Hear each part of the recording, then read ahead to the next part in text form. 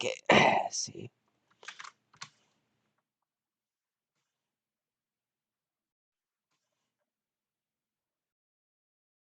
Stream manager. All right, all good. Everybody's all here. Hello. If it's season 5 revealed? No, I did not. Also, hey, hello, Kyo.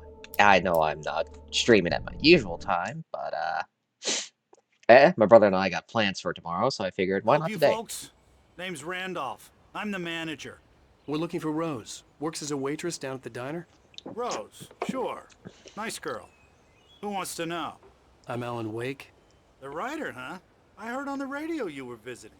Well, I'll show you her trailer. That Rose, she's a nice girl. Always pays her rent on time. As I was saying, Al, I found all sorts of weird stuff from the local newspaper's archives.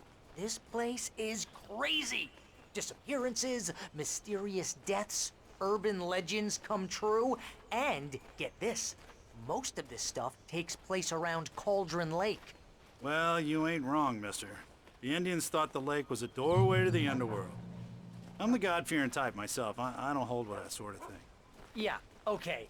Anyway, there was an island there owned by a guy called Thomas Zane.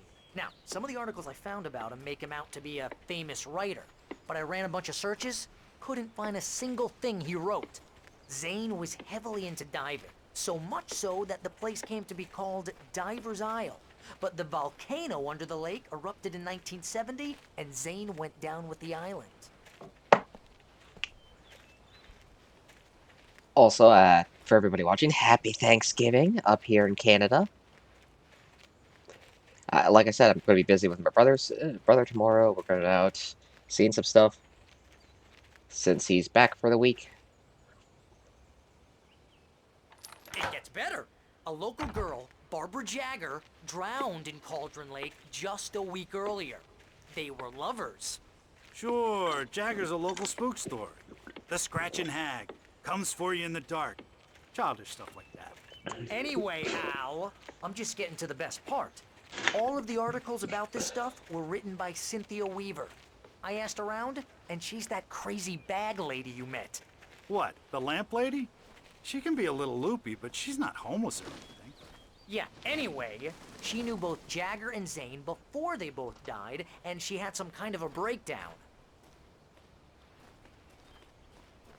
So the end goal for this is we're going to try to do at least two chapters / episodes per session.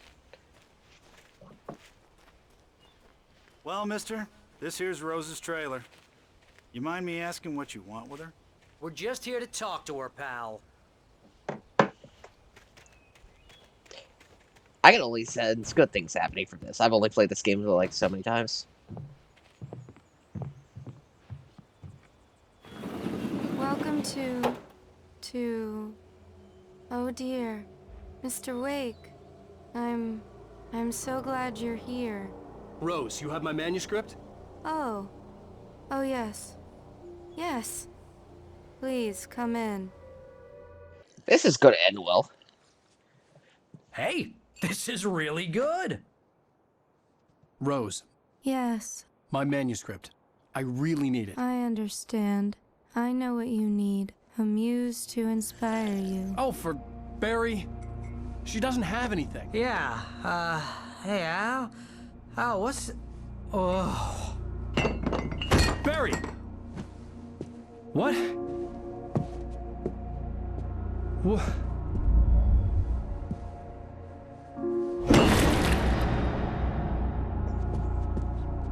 Those are some sturdy mugs.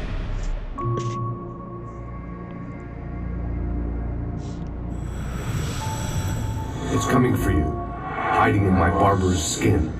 I'm too weak to stop it. You must turn the lights on. I promised I'd come visit you and your lovely wife.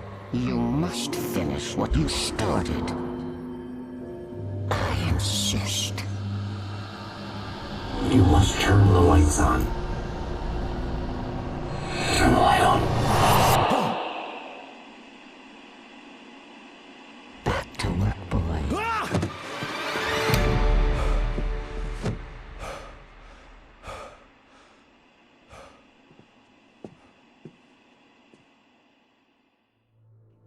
I felt nauseous, hungover. Only anger kept me going. I can't tell reality from dream anymore, but it seems I have an imaginary editor to help me. She's an old woman in a funeral dress. I call her Barbara Jacker. She's very strict. I'm writing faster and faster. My manuscript is being heavily revised. The edits are getting very aggressive, and each day there's less of me and more of her. I hate it, but I know she's right. She promises me I can save Alice this way. She knows more of this than I do. About the complex incantation I'm attempting. About this place. She's worked with another writer under similar circumstances, Thomas Zane. The genre of the story seems to be shifting. It's turning into a horror story. I'm getting close. I can feel it. Rose has got some issues, but at the same time, we also have to understand that there's a lot of reality fucking going on here. I'm adding. Rose took a day from me. I had less than 12 hours left to meet the kidnapper. All I could do was get Barry into the car, work something out once I got on the road. Barry was out of it. He was way too heavy to carry. You're right. I deserve more money. I'm so handsome. Welcome to the Oh Dear Diner. What can I get you today? Coffee? I couldn't work up much hate for Rose. Something had used her to get to me and left its mark. First refill is free. Milk and sugar on the counter there. Would you like to hear today's specials? Thank you. A nice day. Come back soon. Oh boy. My gun and flashlight were gone. I'd have to find a way to get Barry into the car as quickly as possible. There was no time to waste. Mr. Randolph liked Rose. That little smile she had. How she was still sweet when life had tried so hard to make her bitter. It wasn't any of his business what she did in her trailer. But those strangers, the writer and his smart-ass sidekick, looked like trouble. And they'd been in there for hours, way past her normal bedtime. He reached for the phone and called the sheriff's station.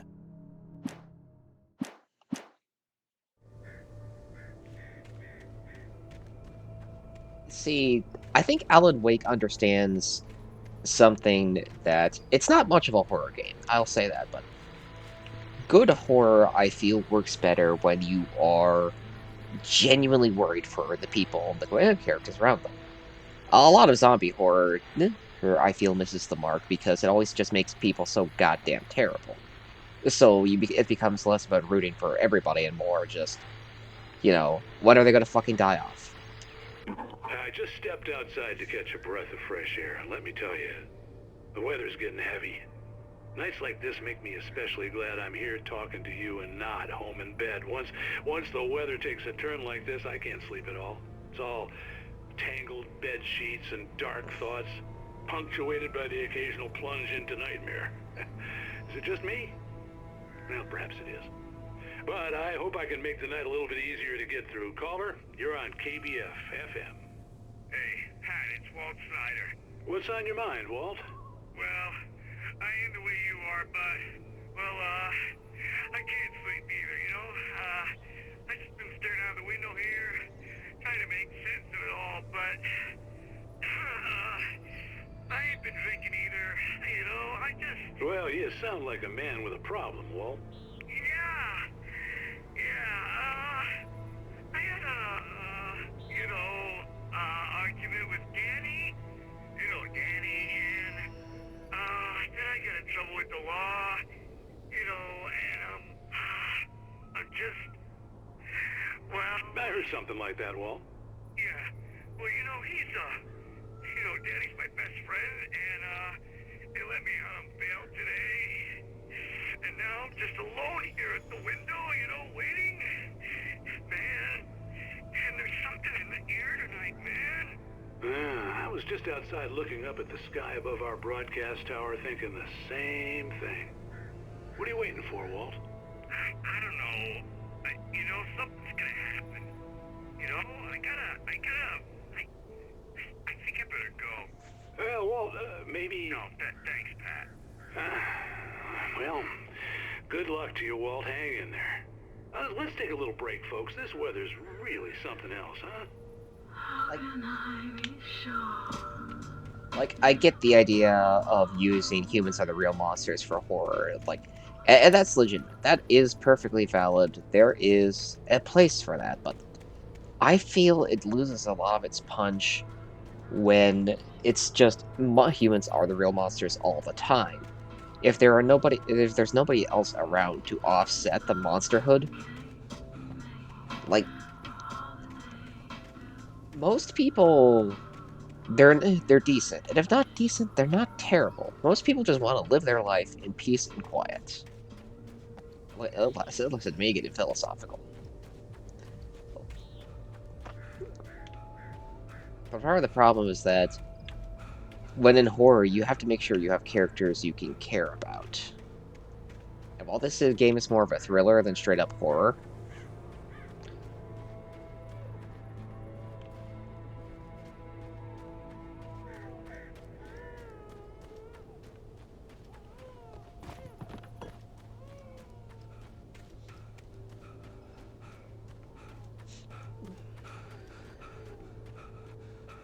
Oh, you're gonna get it now. God knows what you've done to that poor girl. This is Agent Nightingale, FBI! Get him up, Hemingway! You're under arrest! You move a muscle, I'll unload right in your goddamn face! Stay right where you are, Spillane!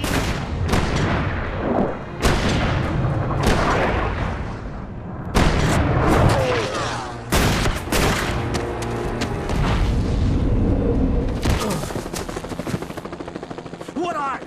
I'm standing right here, you goddamn maniac! Agent Nightingale is also goddamn drunk. I hated to leave Barry behind, but there was no way I'd miss my appointment with the kidnapper. Give it up, Mr. Wake. Come on. Take it easy. Get after it. Don't let him get away. Move it, move it, move it.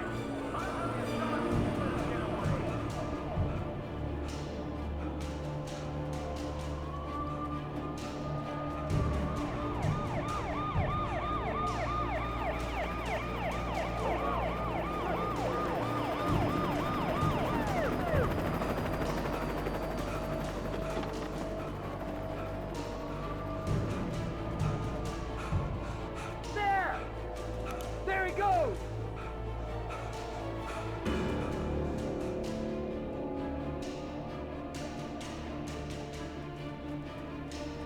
Okay, man. Keep your eyes peeled. He's gonna try to make it through here. Oh, damn. Man out! Move it! Get out there! Hey, don't move! We're not right here! In front of us! God damn it! Where did he go? Look away! Keep an eye out!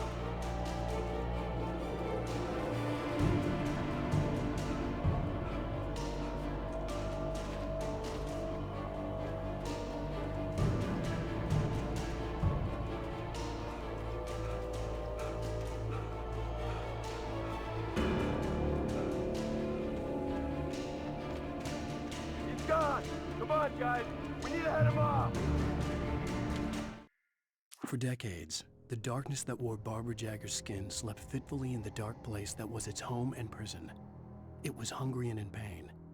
It dreamed of its nights of glory when the poet's writing had called it from the depths and given it a brief, terrible taste of power and freedom. The rock stars had stirred it from the deep sleep the poet had sunk it back to in the end. When it sensed the writer on the ferry, it opened its eyes. Alrighty then.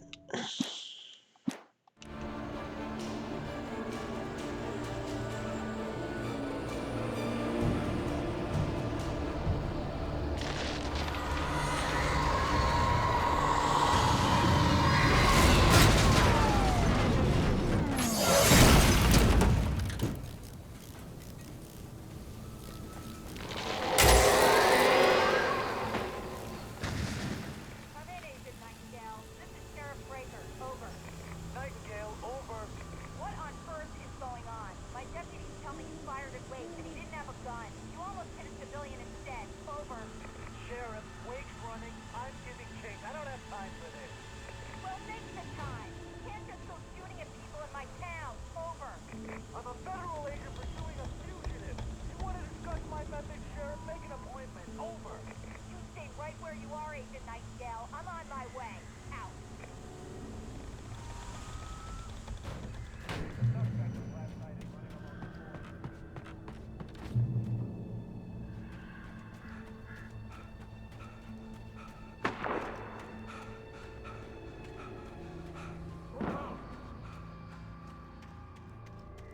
Search the area.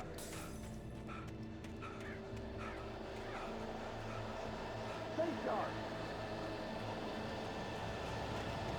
This way. Over here.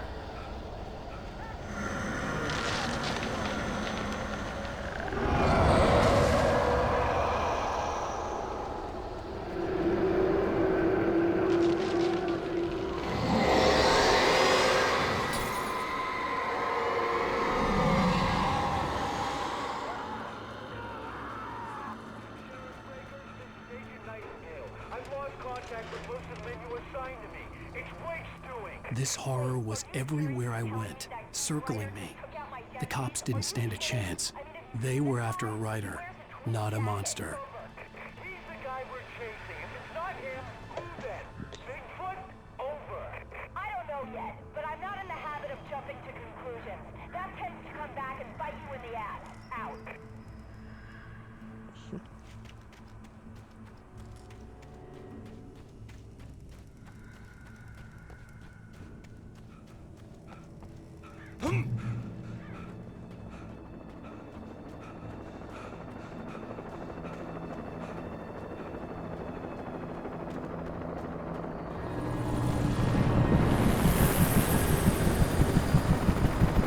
You on the ground. Hold it right there.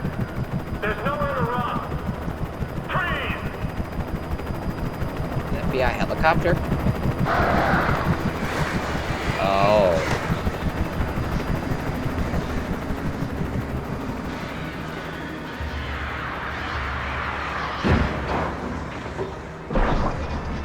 This is a great sequence.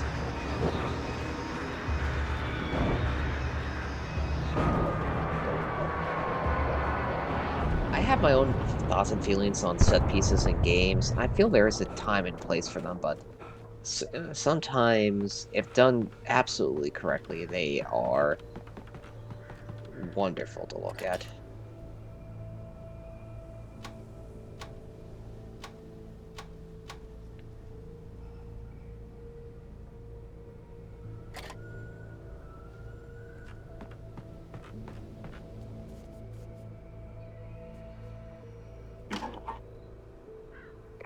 This is James. Mulligan, Thornton, come in. Over.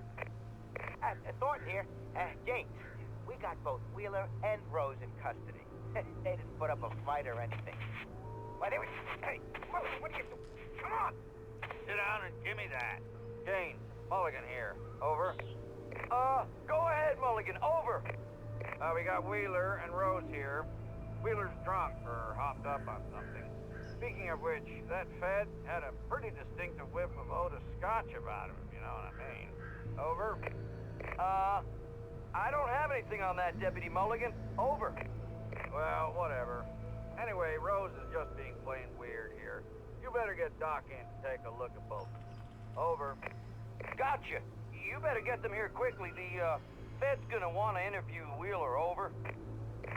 Oh, yeah, I bet he does. Looks like they have a lot in common. Mulligan out.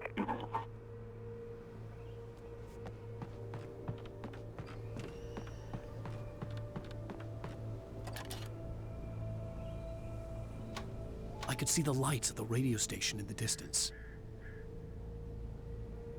That is where we need to go.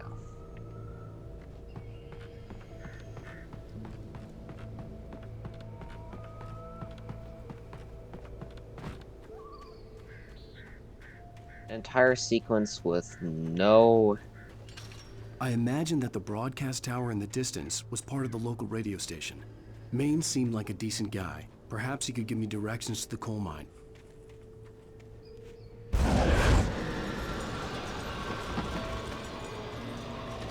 Unnatural shadows clung to the gate. The darkness that was after me was trying to stop me. I wouldn't get through without a light.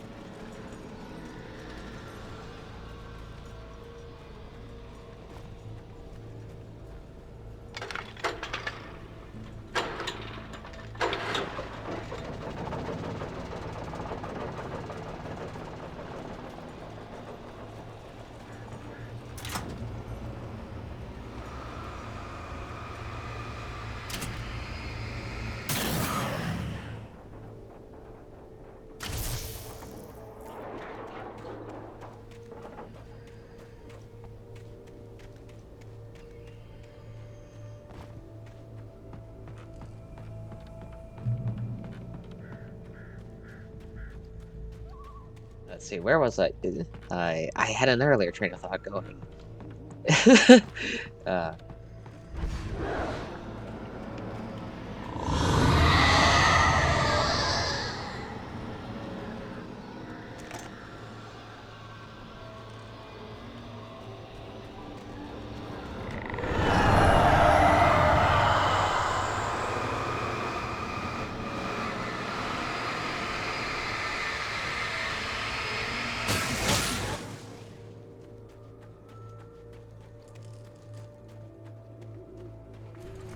It took me a moment to recognize the flashbang grenades.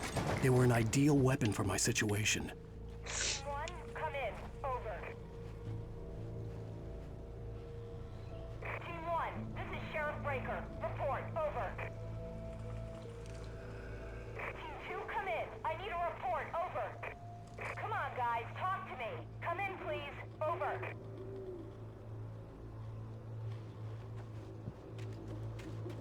but definitely after I play this in American Nightmare, I'm going to move on to Control. But in between,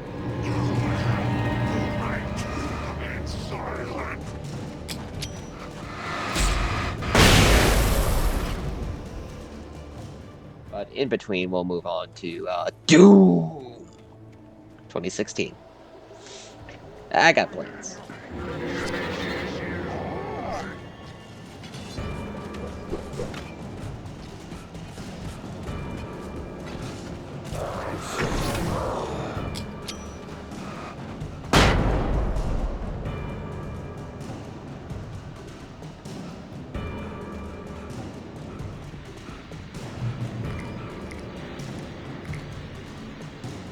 And here's another call. You're on KBFFM with Pat Maine. It's Milt Peabody, Pat. What's on your mind, Milt? Well, I live near the trailer park, Pat, and there's a big ruckus going on over there. Well, that's just up the road from me, too. What's going on, do you know? I don't know, but there's a bunch of police cars there, lots of sirens, a helicopter buzzing around, and I think I heard some gunshots. Gunshots? Yes, sir, like from a pistol. So can you find out what's going on? Because it's just next door and they're popping off guns there. They're still shooting? No, it was maybe 10, 15 minutes ago. It sounds serious, Pat. I'm telling you, it don't sound like no party. Well, I'm certainly going to give the station a call, Milt. Okay. You'll hear it here as soon as I hear from them. Okay, thanks.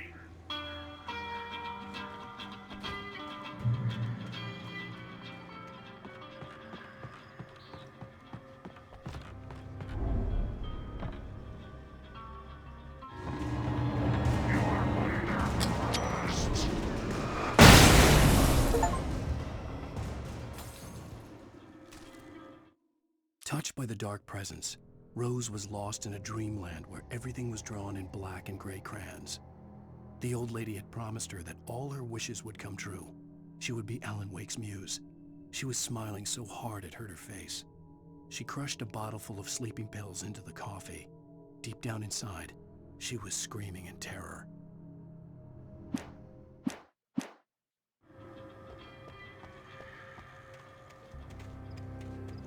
Yeah, generally most people in this game are just decent small town folk who just want. I mean, for some people that's an oxymoron, decent and small town. Those places can be so cliquey, but ultimately, very few people in this game are outright bad.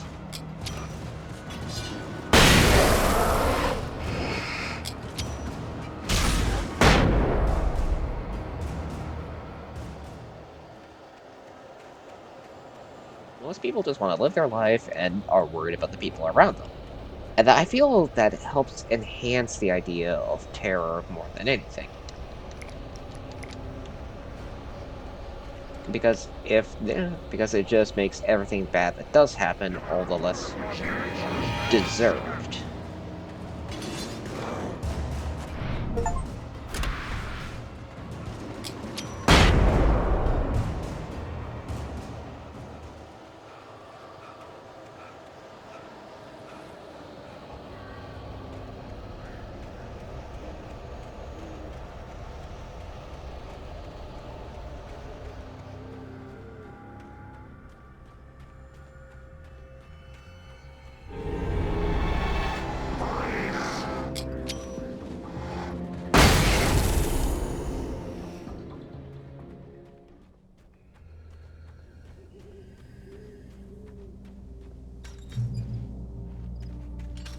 I hope Maine could lend me a car to get to the coal mine.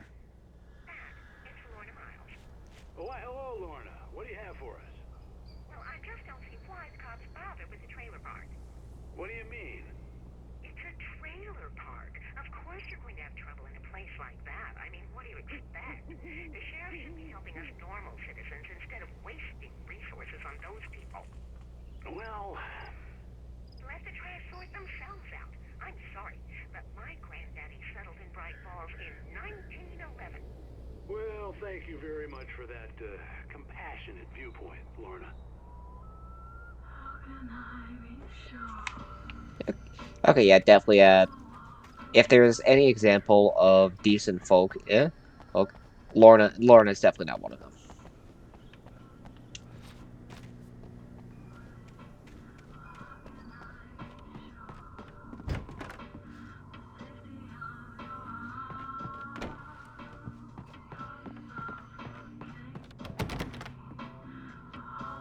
Oh, here's a little surprise. The famous writer A.Wake just walked in, folks. I'm going to see if I can talk him into an interview. Come on in, Mr. Wake. Oh, I'm so glad you could find the time to do this, Mr. Wake. Nowhere to run now, Dan Brown. You back away from me. Don't hurt her. Whoa. Everyone calm down. Put the gun down. We're all friends here, right? Cool your jets, Nightingale. We got him.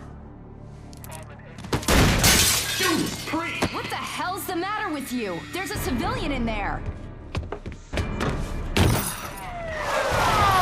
Yeah, he's probably got some. Ah, that's good.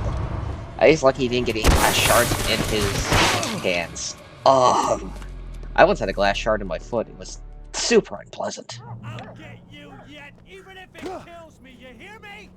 You hear me, H.P. Lovecraft? I had fallen off so many cliffs it was ridiculous. That's what you get for naming a book The Sudden Stop.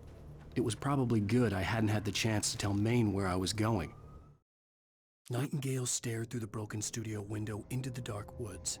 He turned around, started to walk out, but Maine grabbed his arm. "Young man, you almost shot me. You don't shoot off rounds at people like that. What's the matter with you?" Nightingale shook his arm free, marched out.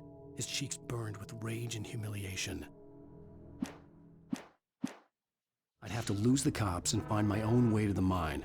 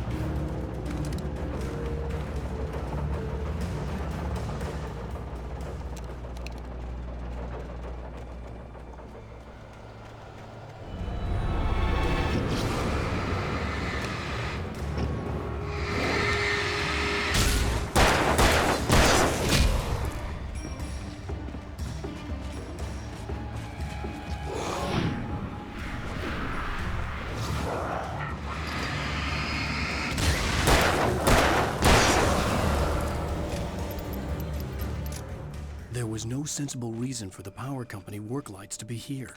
It was almost as if they'd been left for someone like me to use.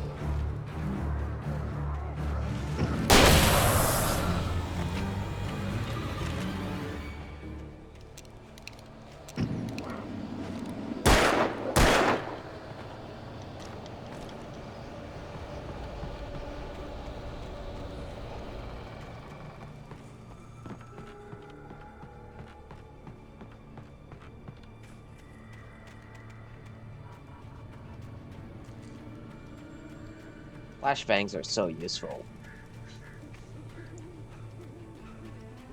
So Alan Wake is just part of the greater Remedyverse. The bulldozer's engine roared to life. Mud and rocks flew as it fought for traction. It crashed through the concrete wall and landed heavily in the yard. If it were an animal, it would have shaken its head after the impact, fixed its eyes on me, and charged. Of course, it had no head, nor eyes. Shadows crawled on its form, twisting it into a monster. Then, it came for me.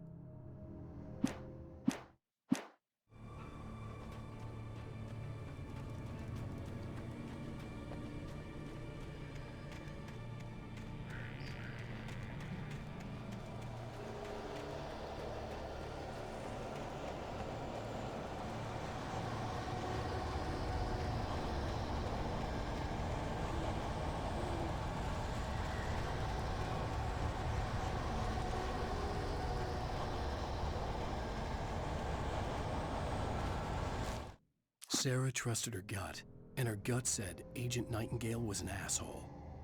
He felt wrong, and it wasn't just the smell of stale booze. It was in the way he flashed his badge, pulled rank, the look in his eyes when he wanted answers. Where was Alan Wake? What was this about an accident? Where was his wife? And most importantly, why did she let Wake go? He wouldn't answer her questions. Federal business was all he'd say.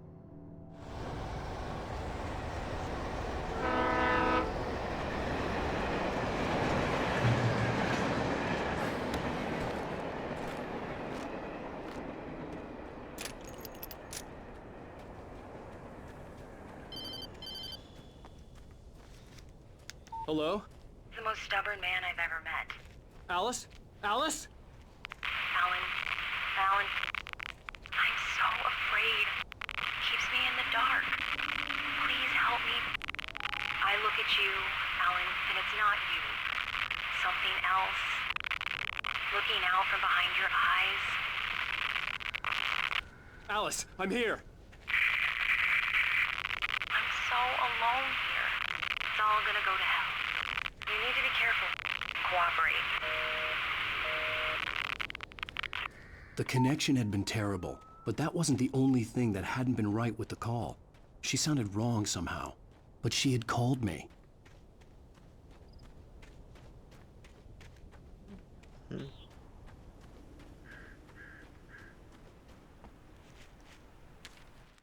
pipe wrenched itself loose from the bridge's steel framework. Wrapped in darkness, it floated in midair, twitching. For a moment, I didn't understand what I was looking at. The heavy object lurched at me with impossible force. I threw myself out of the way, but just barely. When I turned my flashlight on it, it shook in a dark rage before it flew at me again.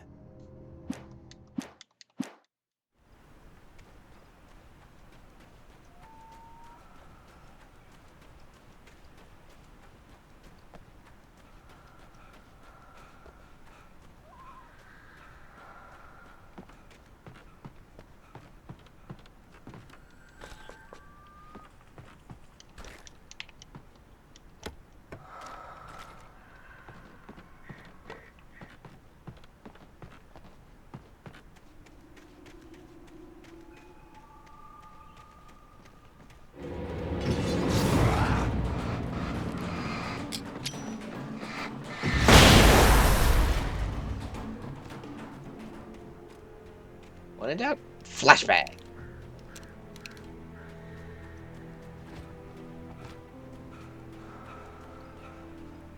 So, ideally, I want to go for as long as I could possible. see a railway bridge up ahead, and a warehouse of some sort on the opposite shore. I hoped I could find a car from there. Ideally, I'll go for both episodes. But there's also a small possibility that I might be called back into work today for some stuff.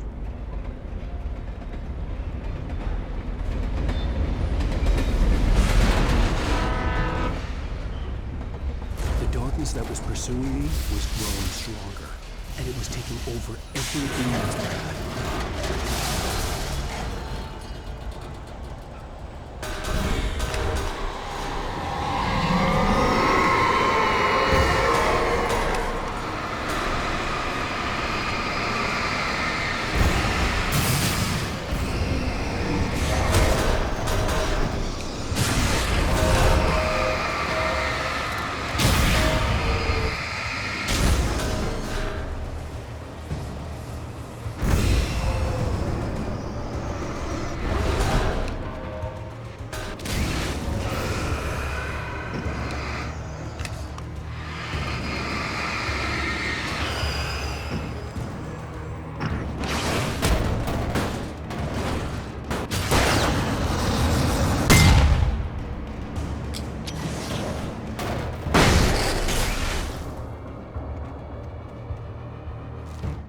slammed the door shut right in his smug face. He pleaded for me to open the door. True to form, the asshole actually thought I would obey. I had no sympathy left, no guilt either, not for him. I took a moment to savor the scream. I bet I had a smile on my face. It was all that I had time for. The dark presence was inside the lodge with me. That's pretty fucking messed up, Wake. As a teenager, just starting to get interested in writing, Stephen King had been a source of inspiration to me. I thought about all the inanimate objects that had come to life in his books. No one is safe in a good horror story. Certainly not the protagonist. That's what makes them fun. This was anything but. The darkness could possess anything, and it was getting closer.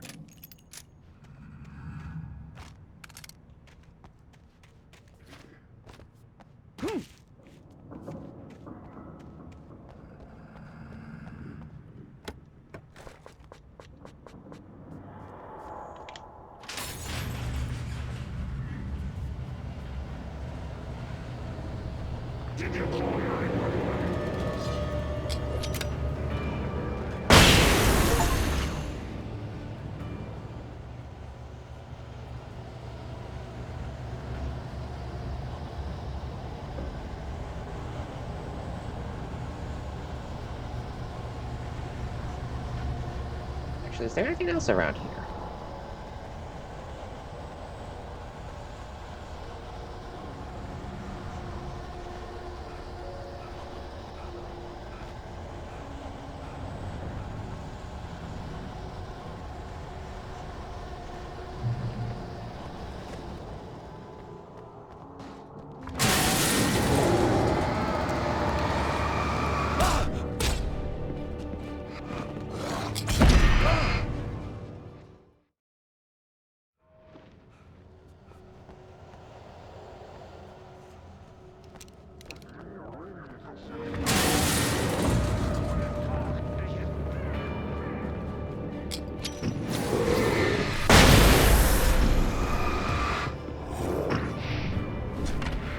That was close.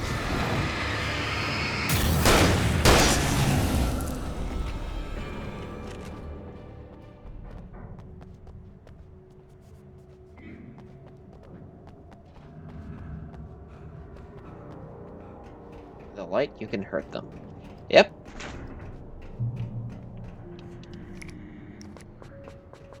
Ah, here we go. We take the facts of our existence for granted, unaware that they are merely a thin veneer of desperate self-delusion, covering a vast cosmos of madness and horror. All too often, the stars are right. In Night Springs. Hello, Dystopia. Tonight's episode, a family occasion. Journalist Alvin Derleth's trip to study the local customs of an insular community in Night Springs has been less than successful. Until tonight. Well, I'm glad you changed your minds about this. Ancient customs, local mythology. My editor loves this kind of stuff. Well, Mr. Derleth, we don't want to feel like we're on exhibition, but you have demonstrated the seriousness of your intent.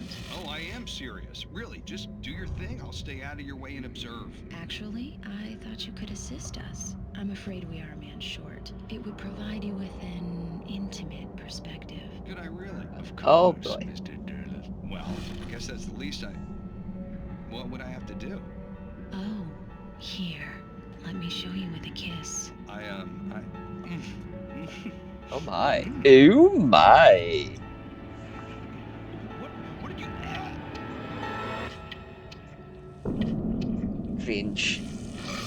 Oh, Mr. Derleth, you have well pleased Nixie Burka, the dweller in flesh. Your body shall host his 1,000 young. Very cringe.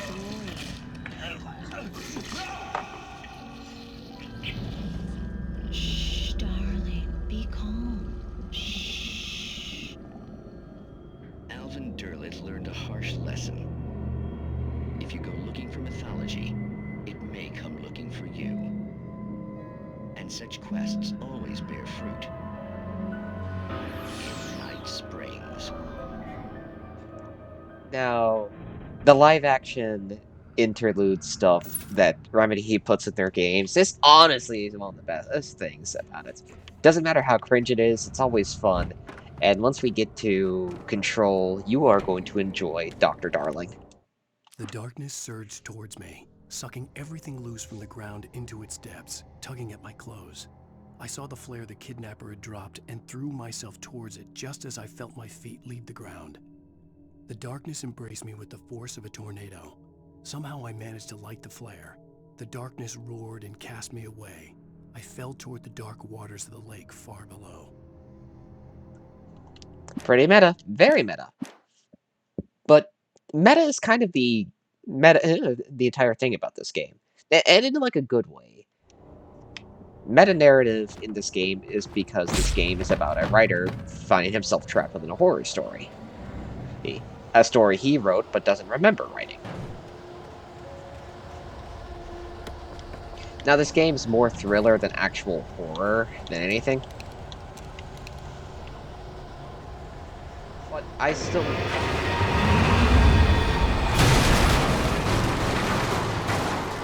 Get ready for the dozer!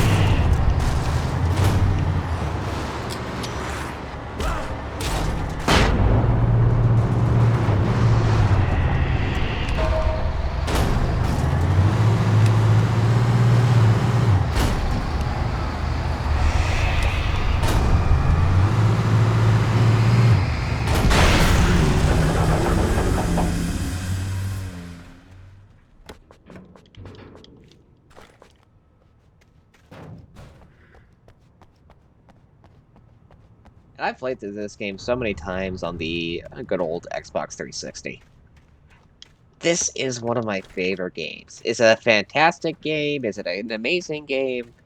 That's really a matter of opinion, and most people probably say no. But still, an enjoyable experience for me, and I enjoy every moment. Hold on. So that's good.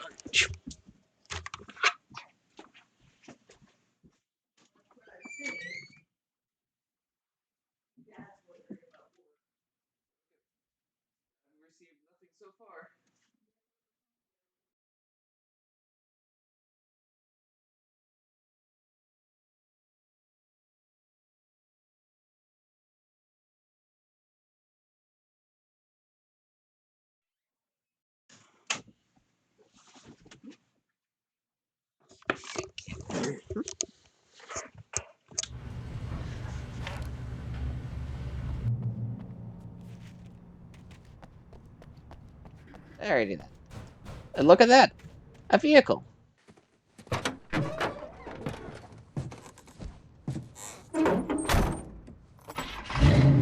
Somebody left the keys in the ignition. I had never been this glad to see the sunrise. I had a couple of hours to get to the coal mine. Wake, you're running on so little sleep and food.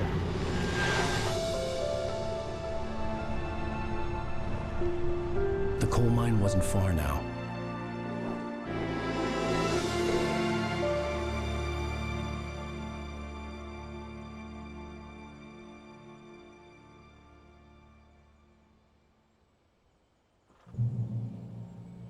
Today, I would meet the kidnapper, and he would give me Alice. I wouldn't give him any other choice. A drowning man will clutch at a straw.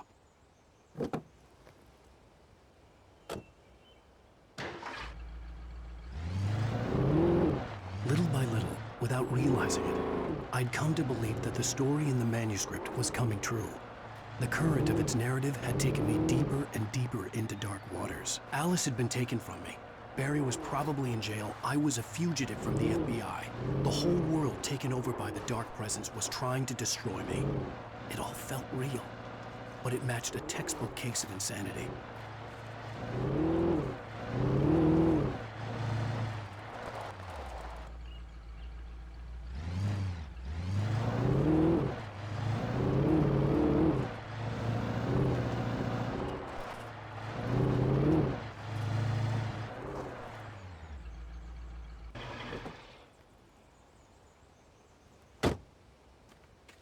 Well, Alan, if you're insane... I don't actually know what to add to that. Maybe you're just insane, Alan.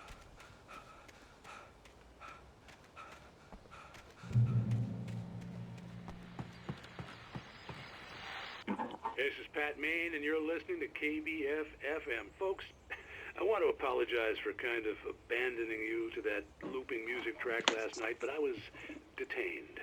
You see, I encountered a big shot G-man with an itchy trigger finger who could use a lesson in manners and a boot in the ass. Not necessarily in that order either. Now, folks, I know I'm not being very informative here, and I apologize for that. I really should just keep quiet, but I'm just so peeved right now, because some people just shouldn't be carrying badges. I'm just glad that our Sheriff Breaker was there to straighten things out. And if someone I met last night is listening, let me just say, I'm sorry if my mouth got you in trouble. I'm pretty sure you're not the bad guy here. Godspeed, son. I hope you know what you're doing. Now, on a lighter note, I'll be talking to Dr. Nelson all morning. But first, a little music. Bright Falls and Night Springs. There are a lot of influences upon this game. H.P. Lovecraft, Stephen King, The Twilight Zone, The X-Files, Twin Peaks. Definitely Twin Peaks.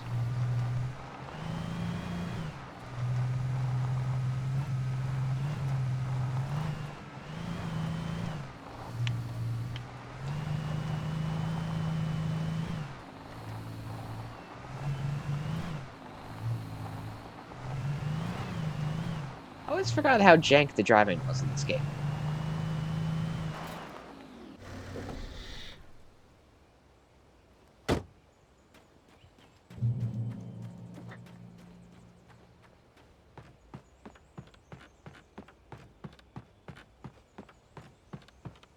Must suck for it to be one of those Firewatch guys. When you need to, like, take a piss in the middle of the night, you have to go wander all the way down to that cold-ass. Welcome back to KBF FM. Hope you enjoyed that tune. Now, Doc, you were talking about life and finding that special someone, that soulmate. Well, you were talking about that. I was saying I don't buy it. Well, see, to me, that's strange, because I always pegged you as a hopeless romantic. You got me there, Pat. But I think love's where you look for it. And you need to do a lot of looking, sure. But the idea that there's that one special person out there for you, and if you miss that chance, it's gone forever, and you're forever incomplete.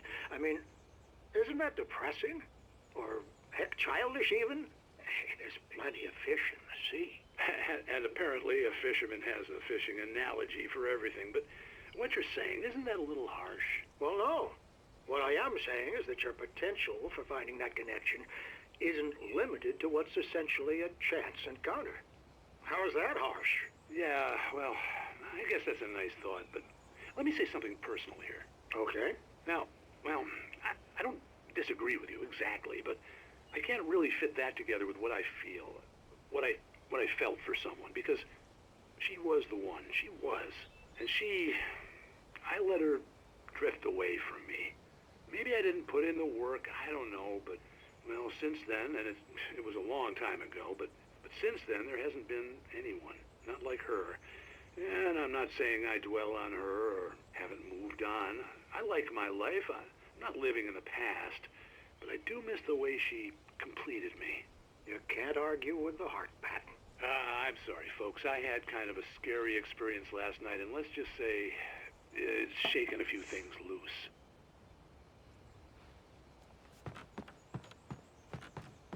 I always forget that Chapter 3 is one of the longer chapters.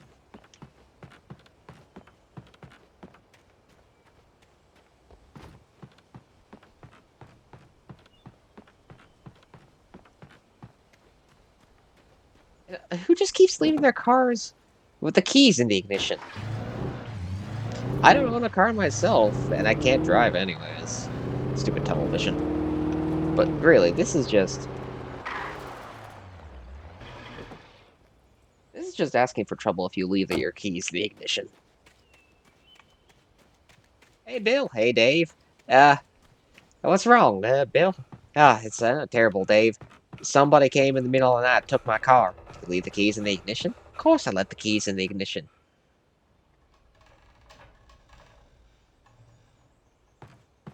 Are you not supposed to leave your keys in the ignition?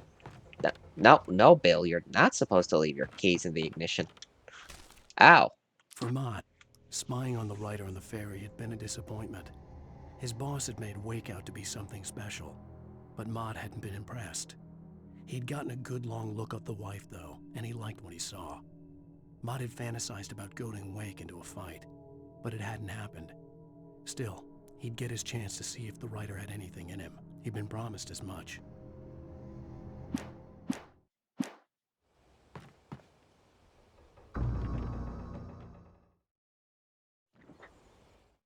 The darkness surged towards me.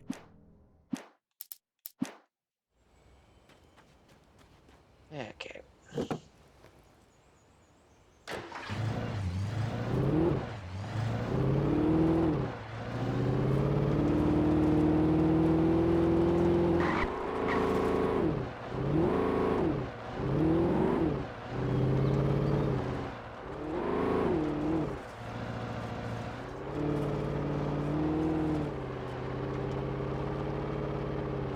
I was early. I was supposed to meet the kidnapper at noon in the main building. The coal mine was quiet. It was a museum now.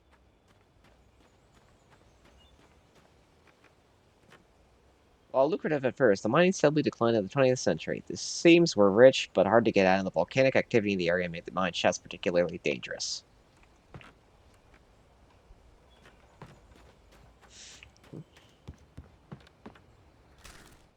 With Nightingale gone and the night wind blowing in through the broken studio window, Maine stared at Sarah.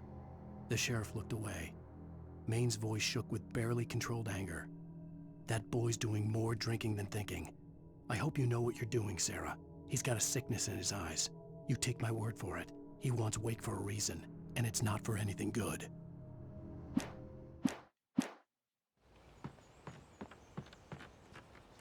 In 1970, a volcanic eruption below Cauldron Lake, while relatively minor, caused most of the deep mining tunnels to collapse or flood. 32 miners lost their lives in the calamity, and all mining around Bright Falls came to a final stop. But many of the remaining buildings are protected as historical landmarks.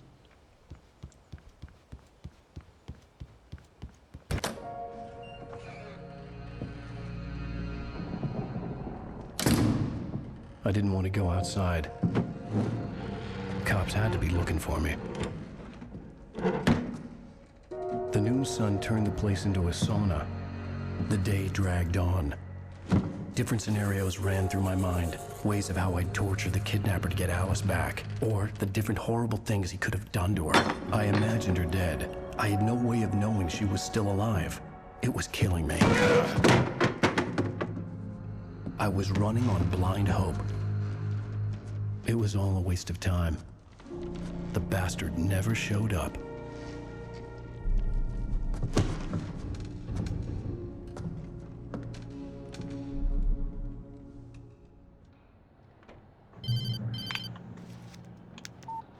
Where the hell are you? Change of plans. You know where Mirror Peak is? It's a big mountain north of where you are. You follow the path from the mine, you can't miss it. There's a lookout point there. I'll be waiting. I'm through being jerked around You by you. want to see your wife alive? Because if you do, you better watch what you say to me. Do we understand each other? I want to talk to Alice. Yeah, and I want the manuscript. Don't keep me waiting, Wake. Hello? Hello? Ah! I'm gonna kill him. Well, you've got a shotgun, so... I had to get to Mirror Peak.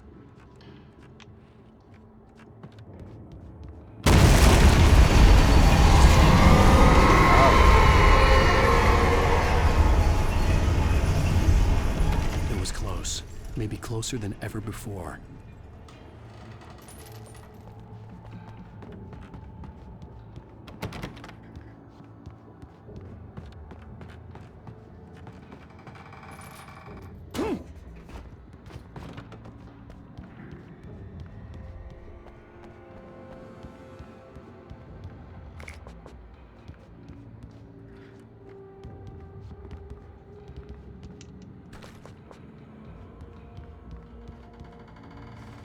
Take that coffee thermos.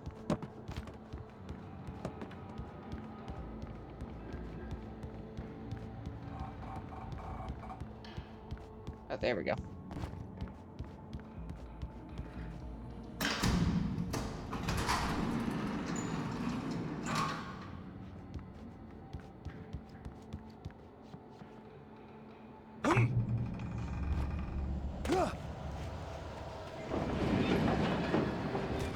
When Thomas Zane fell for Barbara Jagger, it happened fast. She was young, vibrant, and beautiful, full of life. He had never been a very happy man, and without any seeming effort, she had changed all that. Zane felt good for the first time in his life. Everything she did was another piece of a jigsaw puzzle he hadn't even known he'd been missing. And best of all, she made the words flow, strong and sharp. She was his muse.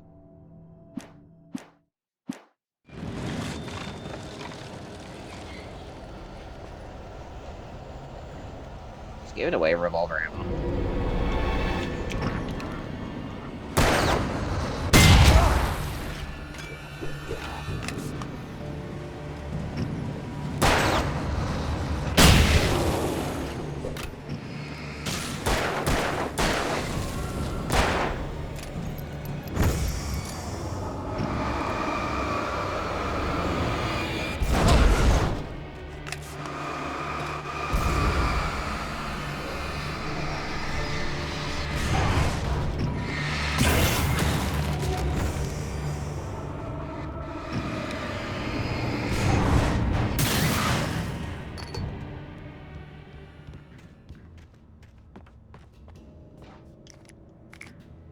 Flashbang.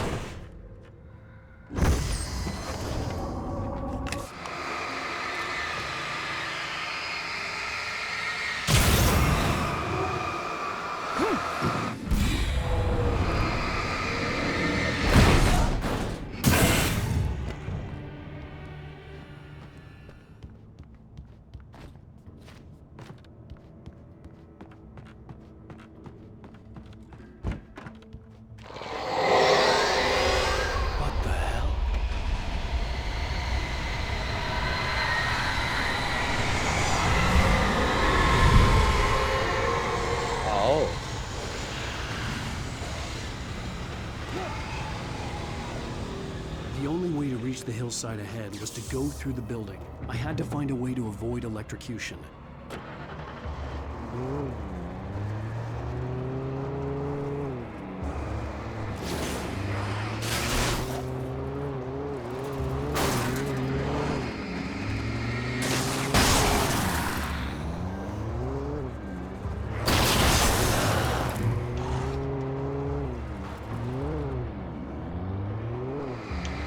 Deja vu!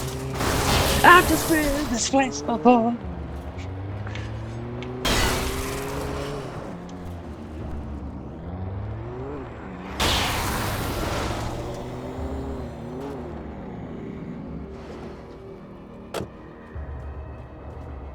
Fight smarter, not harder. I was in a car, they were not. I was in a thing that could go easily more than 50 miles per hour. They were not.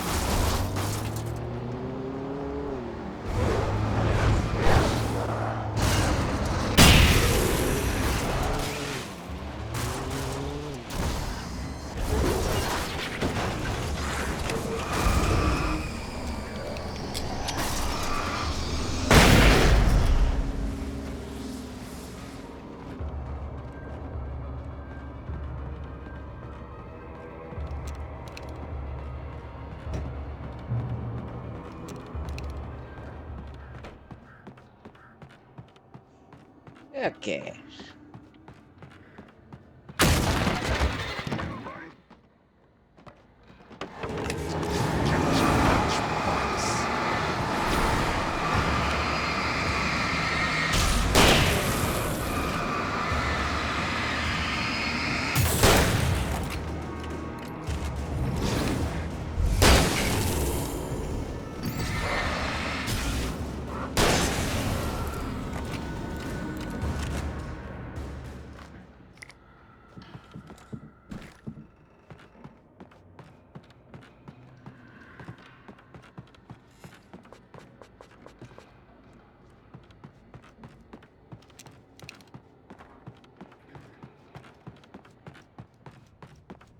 Gotta save the flare gun for when I'm really gonna need it. I don't like how many...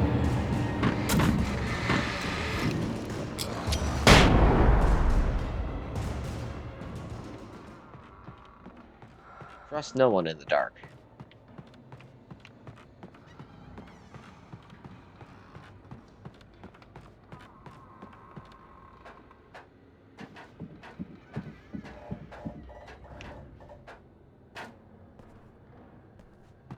That's a comfy looking chair. Look at that. It's got a thermos of coffee ready. And it's all on. Some of the Taken retained echoes of their former selves, but these were just the nerve twitches of a dead thing.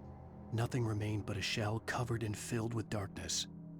In most cases, these puppets were enough for the purposes of the dark presence. But for anything more elaborate, as with the writer, it was different. It needed his mind. And so rather than taking him over completely, it merely touched him.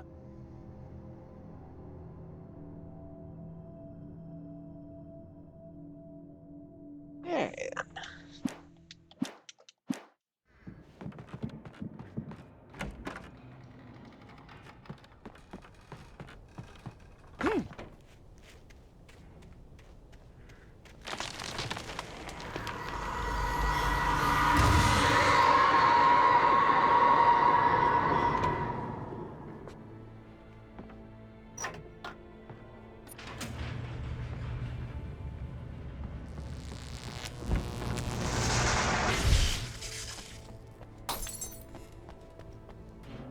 There was no way the flashbang grenades were standard power company equipment.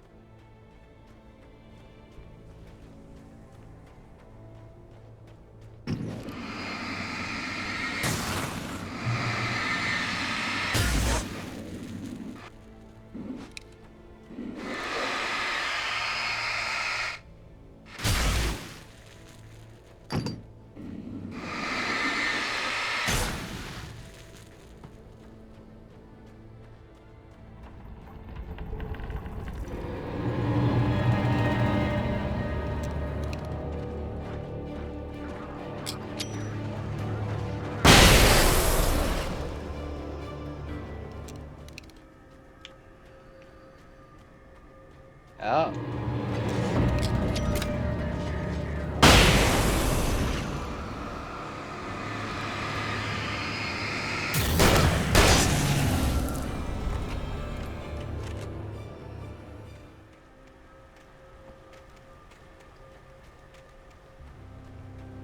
Little bubble barrel shotgun. I stared through the bars of the jail cell. Barry stood behind me, swaying on his feet, looking as ill as I felt. Agent Nightingale stood on the other side of the bars with Sheriff Breaker. Nightingale had a stack of manuscript pages in his hand. He seemed unhinged as he gloated. Well, I've got you now, Raymond Chandler. It's all here. All the evidence, including conspiracy to murder a federal agent.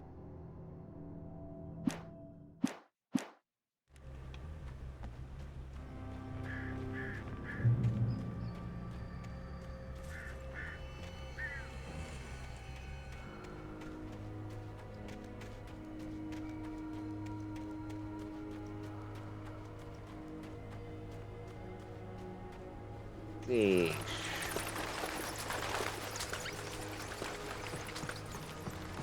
First, grab this precariously purchased thermos.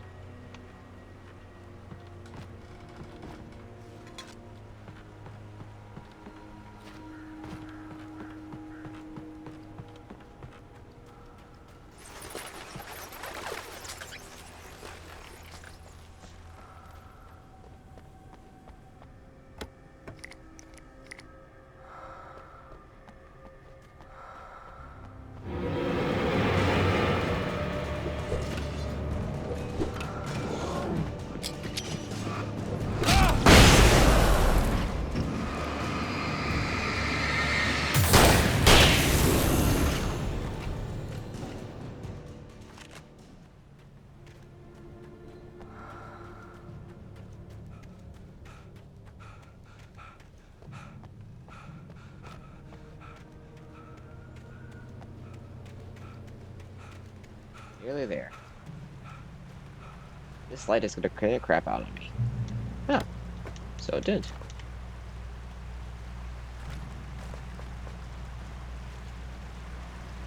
I had no real plan. I was going to give the kidnapper all the manuscript pages I had for Alice. If that wasn't enough, I'd hold him at gunpoint and make him talk.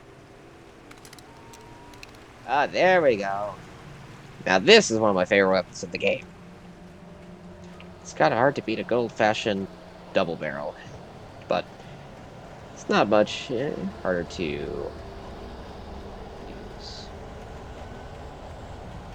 Go either way.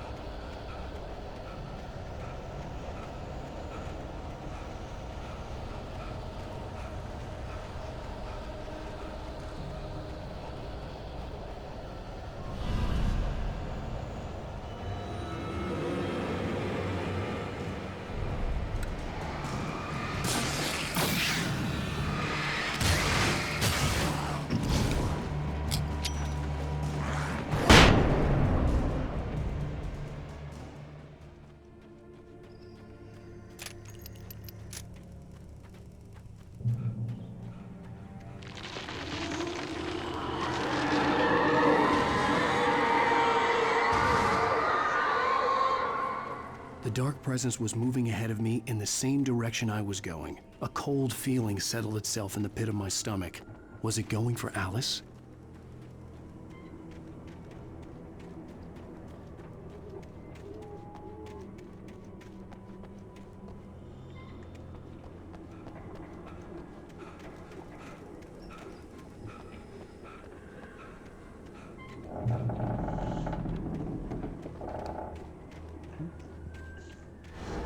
The graveyard shift may cause cancer. Oh. I did not know that the graveyard shift may cause cancer. Who here knew that the graveyard shift could cause cancer?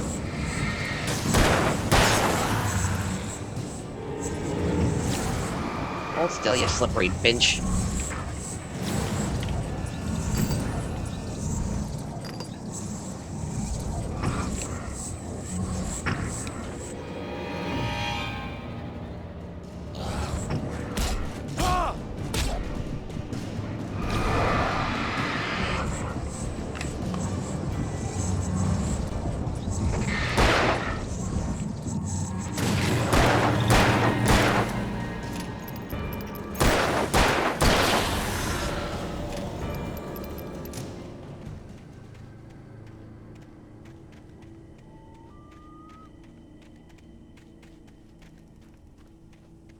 Oh, great, yeah, because all the crosses, right? Hey.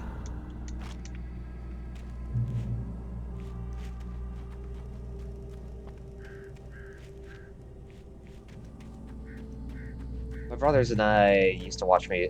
My brothers used to watch me play this a lot, and there was just always one moment from the game that we frequently quoted, to the point that one of the old dogs we had came running over whenever we quoted it. It was kind of funny.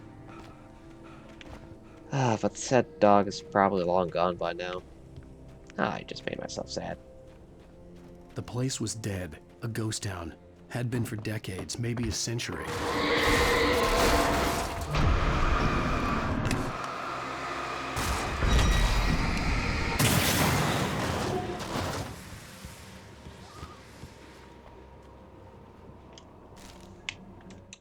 Things were never as simple in real life as in fiction. I had lost count of the times I had wished there'd be a clear reason for my writer's block. Something to fight, something to lash out on. There wasn't. I was filled with doubt. I was nothing like the hero in my books. Alex Casey had gone through his life with single-minded determination, never wavering from his goal. Even now, I was angry at myself, angry at Alice, angry at Barry. I was fumbling and I had no plan.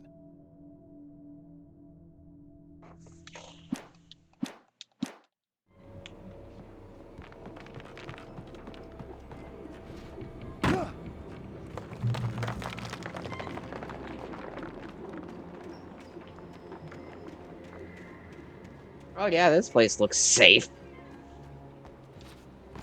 Clearly nothing bad can go on here.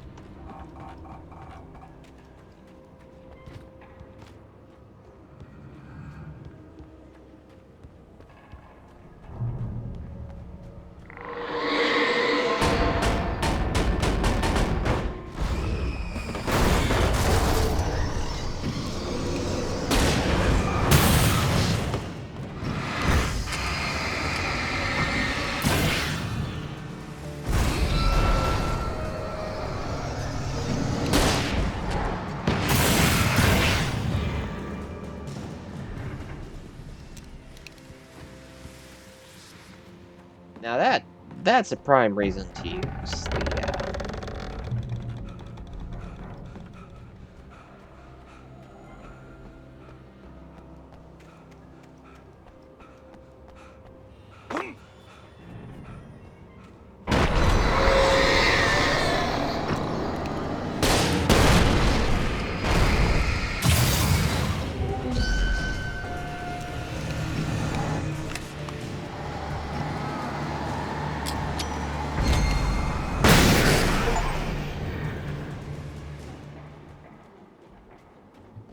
There's got an achievement for that called Iron Horse. Haunts.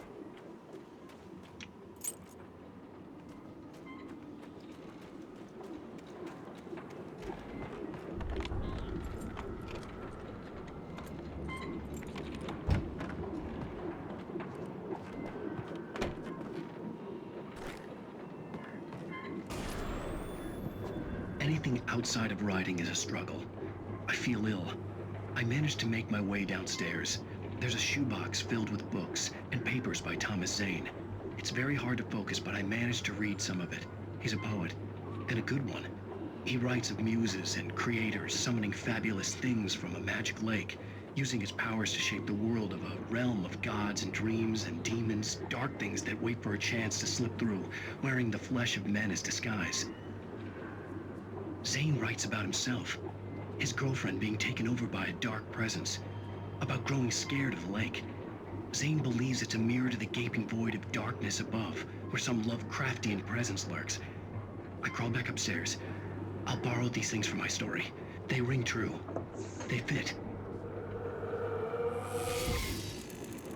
Yeah, Alan's definitely going crazy there. Oh, time to upgrade to the hunting rifle.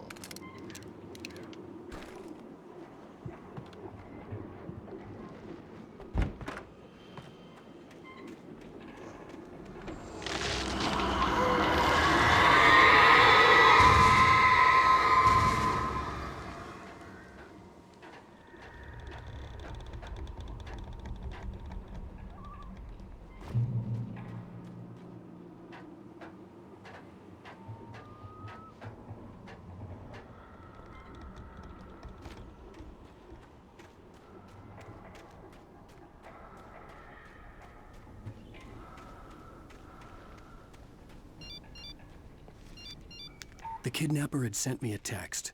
The message was full of spelling errors and insults. It was telling me to hurry up.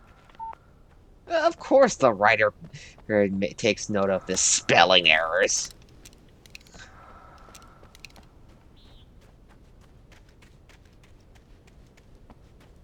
So I have 4 flare gun rounds.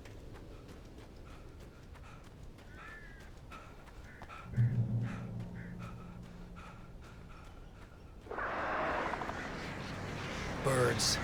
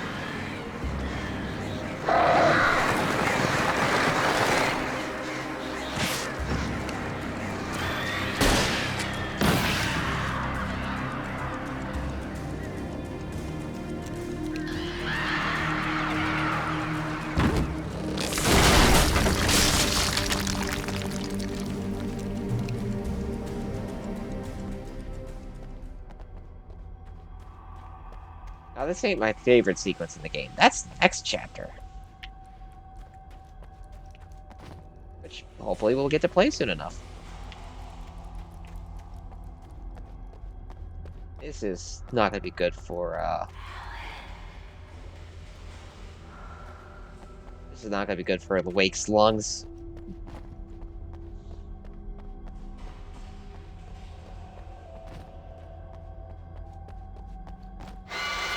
Without warning, the headache stabbed at my brain.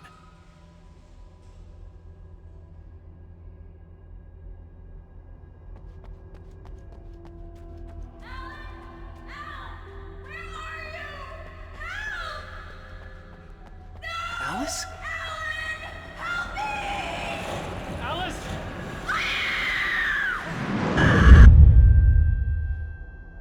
I'm losing it. I gotta get out of here. The hunters were big, thick-set men, confident and at home in the woods. They were feeling good, running on beer, ghost stories, and camaraderie late into the night. It did them no good, as they were taken by the dark presence, sucked deep into a darkness far worse than any ghost story they ever told or heard.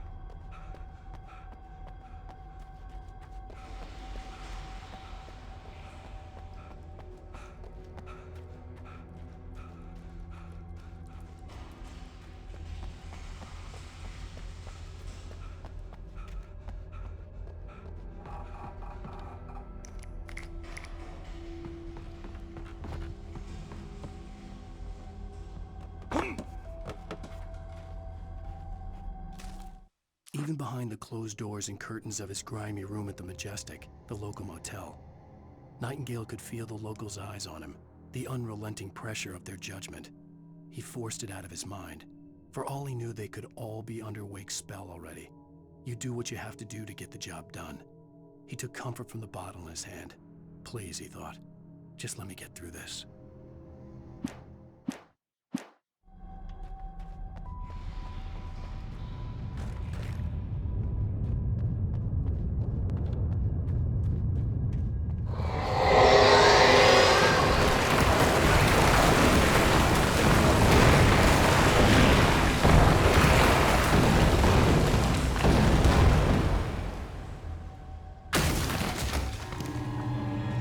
Oh, yeah.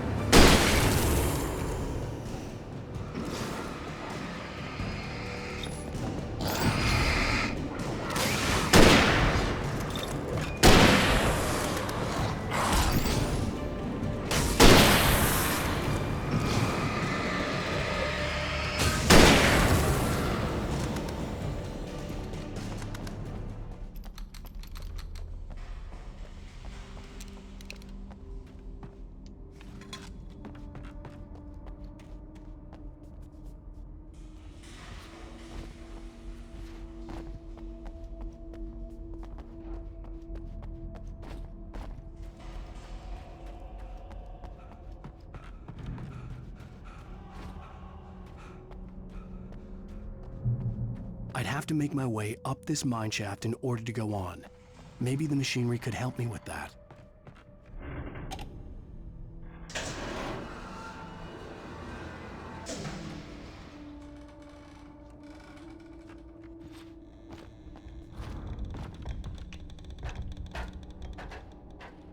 Yeah, this is one long-ass level.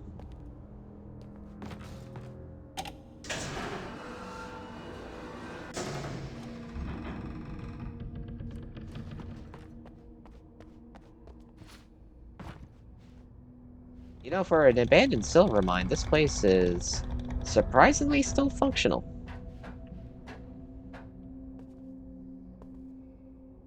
Oh.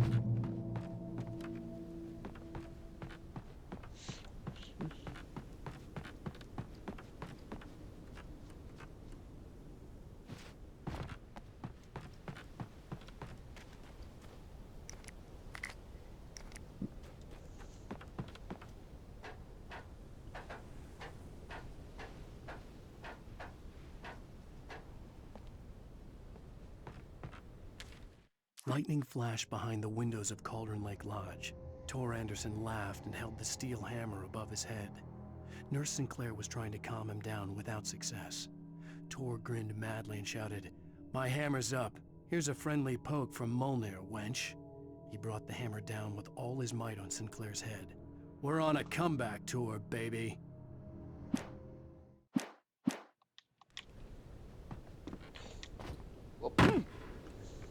Oh, at least that was only minor damage this time.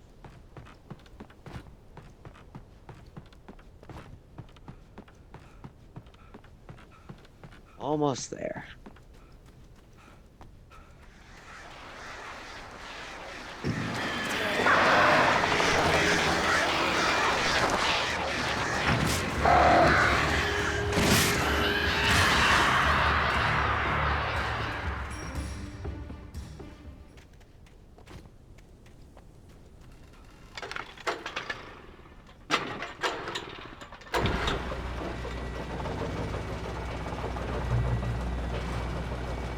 Oh, great. Another cable car. Just great.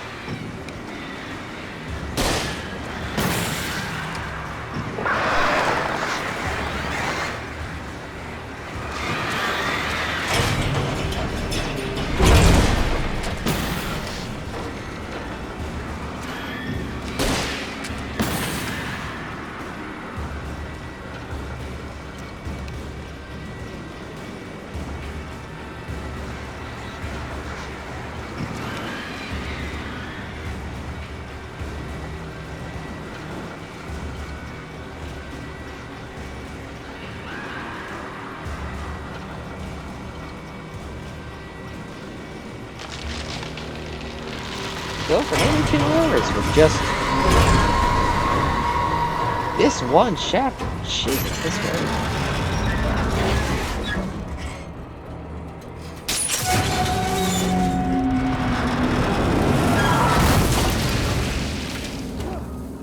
I'm amazed that they didn't break any of my bones.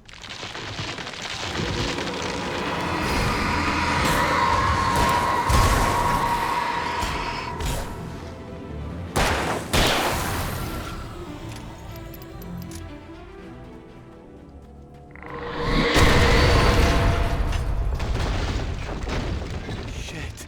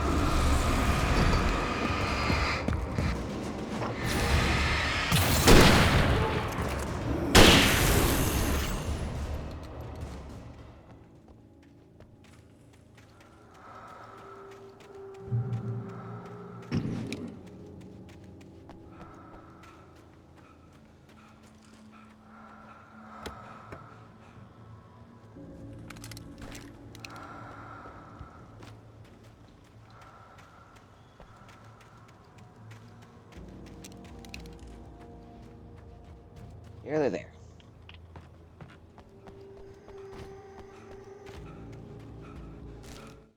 Maud had checked all of Stucky's rental cabins. There had been no sign of the Wakes. It was dark when he'd found their car parked at the end of the road by Cauldron Lake. It made no sense. They must have taken a wrong turn, but there was no sign of them, and the car had been there for hours already. Frustrated, Mott stood on the rotten ruin of the footbridge that had once led to Diver's Isle before it sank beneath the waves years ago. The boss wouldn't be happy.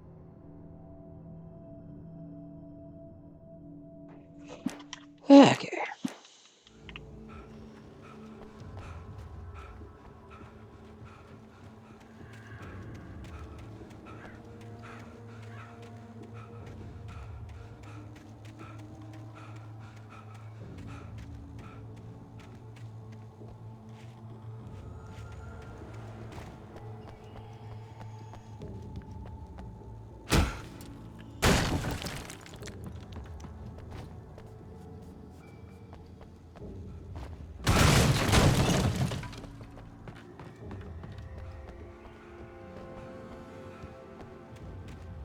Ooh, abandoned old house.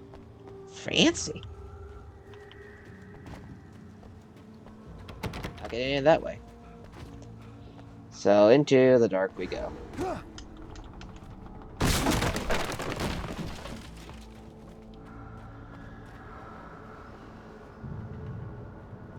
Cynthia Weaver and Tom the same. Because who else would CW stand for?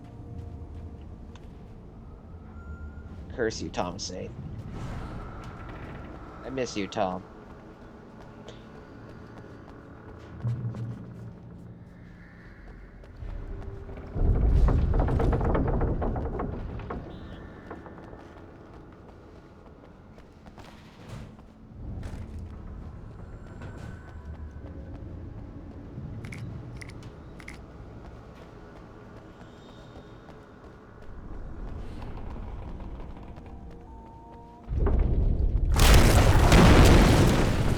There we go.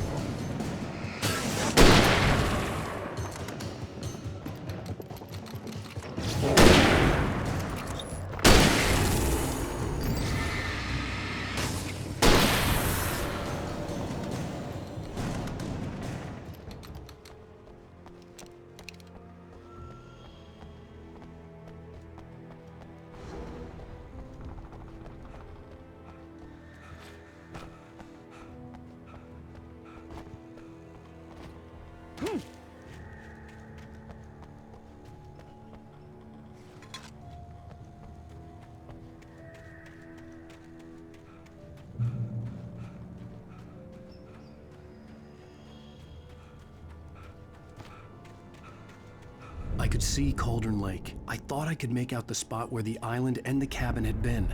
There was a light near it. It had to be a boat.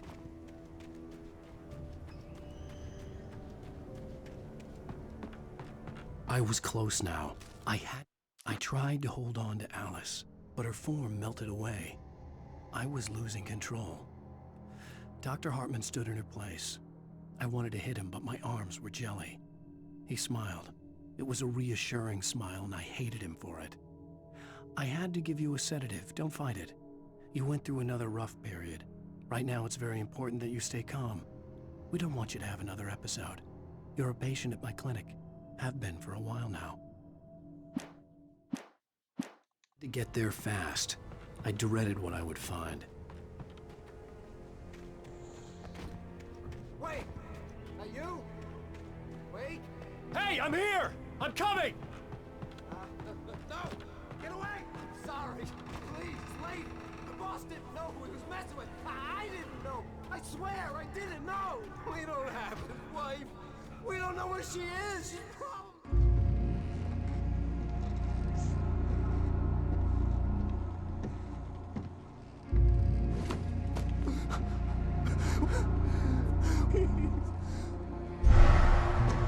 Ooh.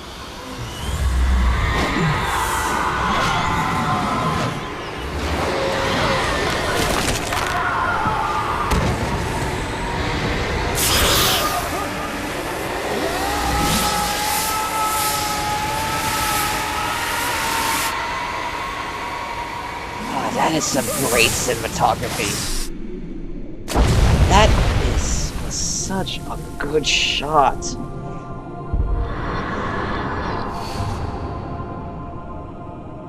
The image of the flares.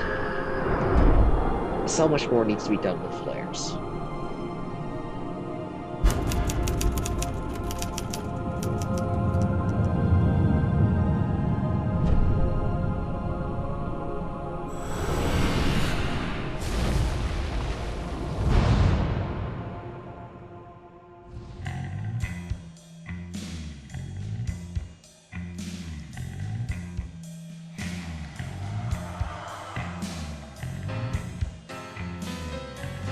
Previously on A.Wake, I'm hunted by the law. Sheriff, Wake's running.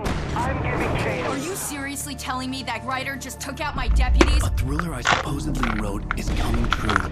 The genre of the story seems to be shifting. It's turning into a horror story. I was told that Alice had been kidnapped, but that was a lie. We don't have his wife. We don't know where she is. Her purported kidnapper was eaten up by the dark presence before it attacked me.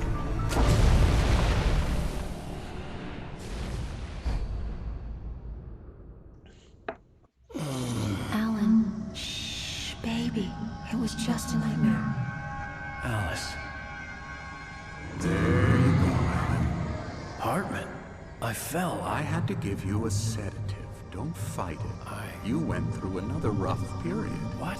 Right now, it's very important that you stay calm. We don't want you to have another episode. You're a patient at my clinic. Have been for a while now. The shock of your wife's death triggered a mental illness. No, you lie. You're suffering from various symptoms of undifferentiated schizophrenia. Bastard. It's okay, Alan. Just let go.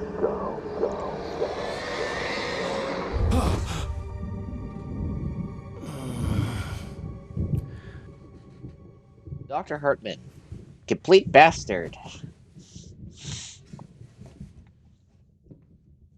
Now we're on my favorite I felt episode. groggy.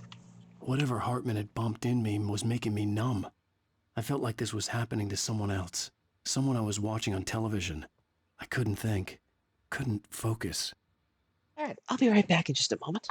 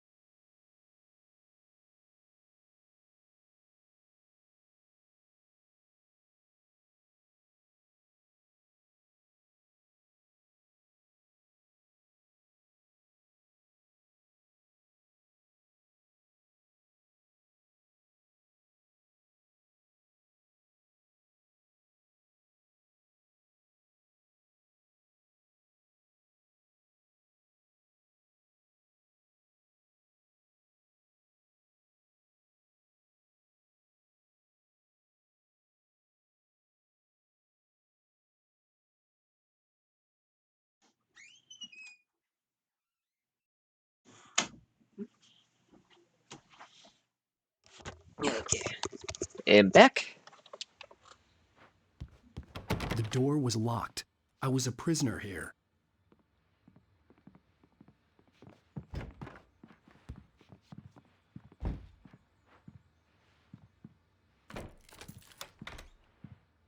Good evening, Alan. Are we feeling better now? Feeling calm? Yeah. I see you brought your pet gorilla with you. So sure, I'm calm. I get the message. Loud and clear. Quite right. That's the spirit. You're being very brave, Alan. I understand you're confused. I would be more concerned if you weren't suspicious of me. I don't blame you for it. Big of you. Now, why don't you come with me? We'll reacquaint you with my clinic and go over everything you might have forgotten. Little walk and some fresh air? Yes, it will do you good. This corridor is for patients. Most of them aren't here right now. Jack took them out for a fishing trip, except for the ones who are particularly vulnerable, of course. Engage new book by Dr. Emil Hartman, PhD, the author of best-selling Creative Flow, his groundbreaking techniques, engagement therapy, and the therapy TM, and the flow TM explained in his own words. Let's see. Oh my god, there's an Xbox 360 Night Springs video game in here. I forgot about that. Puzzle game. Ooh. I think this was actually based on the creator's own whiteboard for this. Some candy snacks. Those are like real life candies, I think. I encourage creativity as a part of the recovery process here at Cauldron Lake Lodge. I specialize in treating artists. I bet you do. Splendid, Alan. I honestly believe we can get this thing under control if we work together. This way, Alan. Let's see. Painter this one. Fine.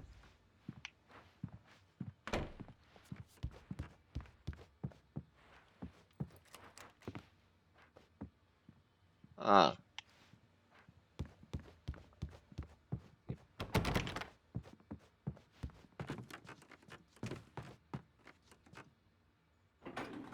Now, Alan, from past experience with you, I know I need to get right into the heart of the matter as quickly as I can after an episode. So I'm just going to say this. Alice is dead. No. You're in a very vulnerable state until you understand and accept this. Alice drowned, and you couldn't face that. You're suffering from hallucinations, paranoid delusions, unusual thinking, an obsession about light and darkness, a feeling that everything revolves around you, your thoughts and dreams. Your mind has constructed an elaborate fantasy scenario in which your writings are affecting reality. She has been kidnapped, and supernatural forces of darkness are trying to stop you. Does sound I far-fetched. wasn't ready for another shot, so I went along with it. He had to be lying. But under the influence of the drug he had given me, I had to fight not to believe his words. It's all in your head. You've been making it up. Apart from the tragic accident with your wife, no one has been killed. Your delusions are just a manifestation of your subconscious mind trying to protect you from the too painful truth. Unless we fight the fantasy, it will return. I know the instinct is to resist me, but think about it. Doesn't this make far more sense than the insane supernatural conspiracy you have concocted in your mind? You're a skeptic by nature, Alan. We both know this. Everything can be explained logically.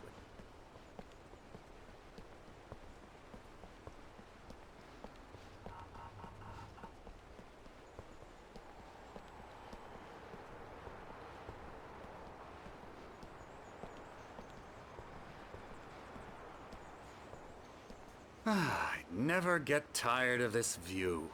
Very inspiring, isn't it? Cauldron Lake spread below us. I could see Mirror Peak on the other side of the lake. I thought I could make out the spot where Diver's Isle had been when I arrived with Alice. Now there was nothing but waves. It seems there's a storm coming. Funny, I don't recall there being a mention of that in the weather forecast. Well, no matter. This way. Follow me.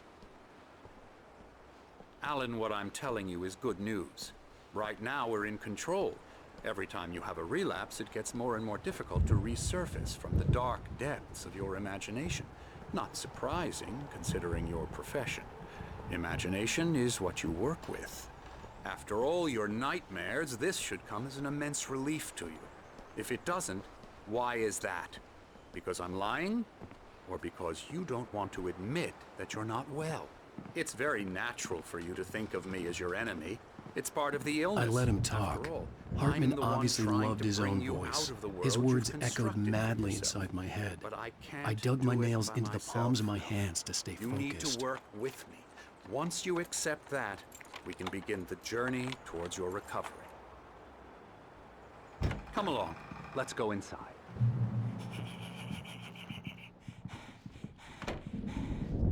Here's the entrance to the office wing. That's for staff only. You were impressed by my trophies when you first arrived here. I do love to hunt.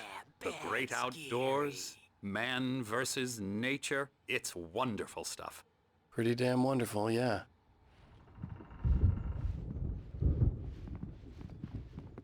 Scary, scary, scary.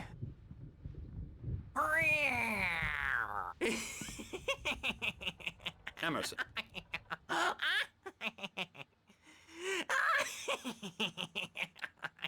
I'm a real bad dream, mister. You should be afraid of me. Don't want to run into me in the night, that's for sure. Please, Emerson. Mr. Wake is confused enough as it is. Yeah, you'd like me to go away so you won't be scared. But you can't just decide what kind of dream you have or when you have it. Emerson. Okay, sorry. Dreams. I've only ever had one lucid dream. I was I used to work at a movie theater, so this is based around some personal experience. I was at a movie theater. I don't know what I was getting movie I was going to see, and I was like getting bags of candy and popcorn. I look down and I see one of my favorite candies, Sour Patch Kids. It's like not like a very big bag. And it's like and I know all the prices for movie theaters. And I see that this bag is like 10, maybe $15. And I think, wait, that can't be right for a bag that size. Shouldn't be more than like maybe five. And then I realized I'm in a dream. And then I woke up. My dream did not like the fact that it had recognized I was in a dream. I had recognized I was in a dream, and so I woke up before I could do anything with the fact that I had realized I was in a dream. Sorry. Boo. That's Emerson. We're actually making some progress with him, I'm happy to say. He works on video Elbow games. strike. It's trash, of course, but it does involve Get some him to the head. small creative effort, which makes him receptive to my therapeutic methods. No kidding.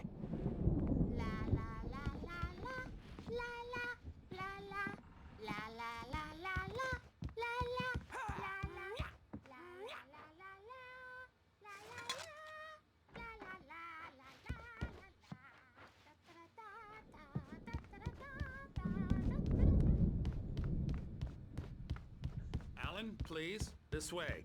No.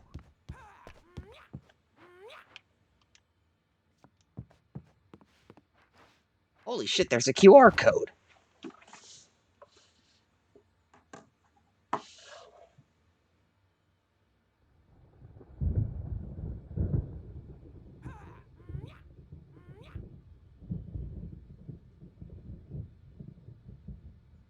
Oh my god. They actually put QR codes you could scan in this game. Amazing. Hartman had mentioned that the power had been acting up. Maybe that was the reason for the generator and the work light on the balcony. The generator hadn't been activated, and there was no key.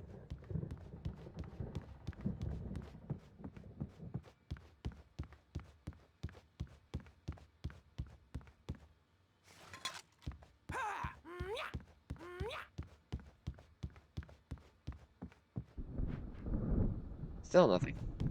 Well, eventually.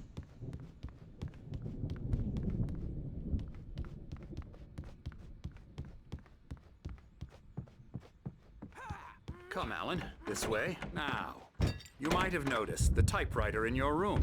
You've been writing as a part of the therapy. As soon as you feel up to it, you should continue.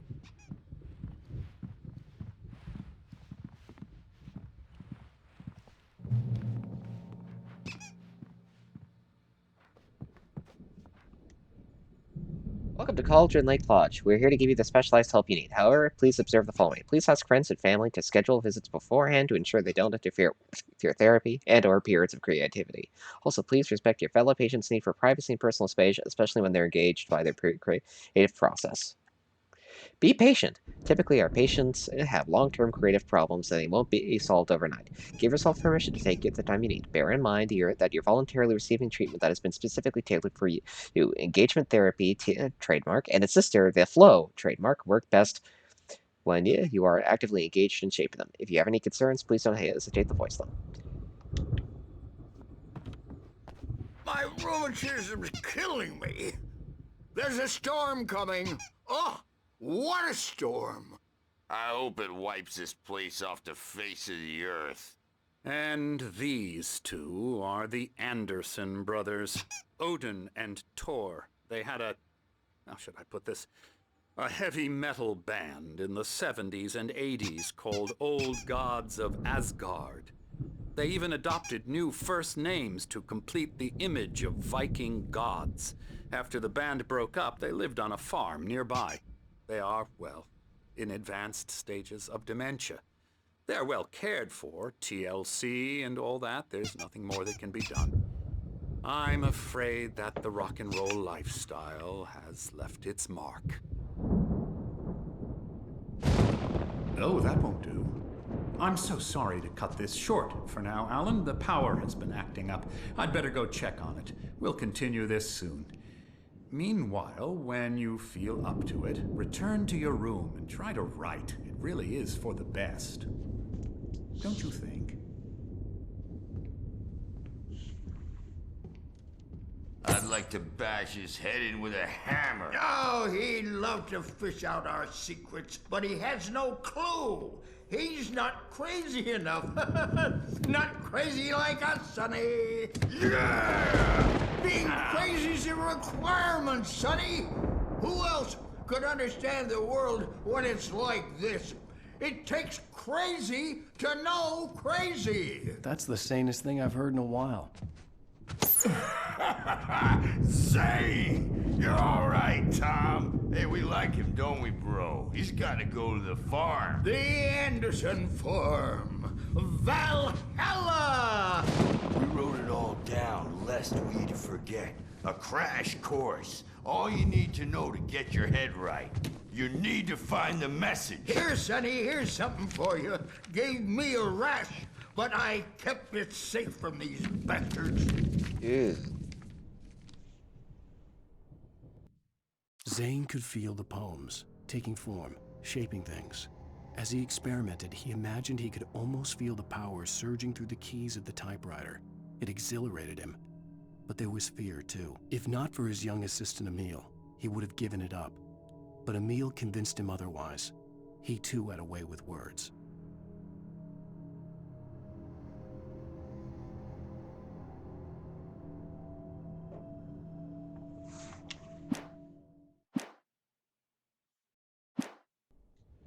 My head was clearing up, or according to Hartman, I was sinking back into the fantasy. I was convinced he was lying to me about everything. Crazy or not, the Andersons made more sense. Well, he's the boss. I may need a hand here later on, Burge. The storm's bound to make you-know-who jumpy. You know how they get. Gotcha. The doc's got me looking after Wake here, but holler if they get too rowdy. I'll do that, Birch. Hey, Wake, why don't you humor Dr. Hartman and give the writing a shot, huh? The typewriter's in your room. You can get to your room by those stairs, Wake. Here we go. Something's wrong. I'm not myself. It's hard to think that there's a shadow inside my head. I can only focus on writing. Everything else is a blur. I'm trapped in this cabin. Have been for days, but it's always dark outside. My editor is real. I saw her again. She's not human. It's not human. A dark presence is wearing the old woman's face. She was covered in clinging shadows. There's a hole in her chest where her heart should be. I think I've made a horrible mistake. I don't think I'm any closer to saving Alice. It's been lying to me, using me to get the story it wants, and the story will come true. Well then.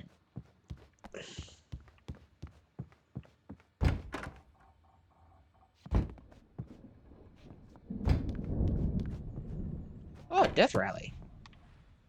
I think that's an actual game.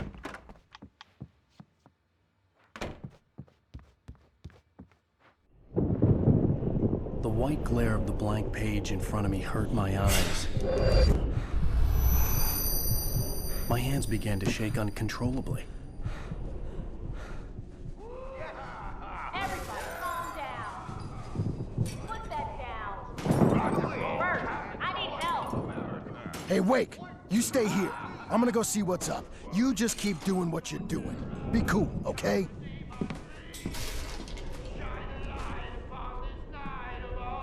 I didn't know what the chaos was all about, but it could be my only chance of getting out of here. Where the hell did he get a damn hammer? I don't know. Here's a friendly poke from Mjolnir. Hartman kept talking, giving Barry the grand tour, clearly proud of the place. He went on and on about his hunting trophies, and Barry was impressed. But he was here on business. He raised his voice, cut through the monologue. Hey, Hartman, where's Al? Hartman stopped in mid-sentence, annoyed at the interruption. He nodded at the hulking orderly standing nearby. The man smiled and clapped a practiced hand on Barry's shoulder. Oh, afraid of the crazy brothers, are ya? Not so weak now, are we? Sinclair looked bad. That wasn't a love tap. The crazy old fart hit her hard. And if she was one of Hartman's goons, she had it coming. I could get the key to the office wing from Sinclair. Backstage is all yours, I had to get to Tom. Hartman's office. Seize He your had taken all destiny. my manuscript pages. That's where he'd been keeping them. Come out and face the music, Birch. It's time to pay the piper.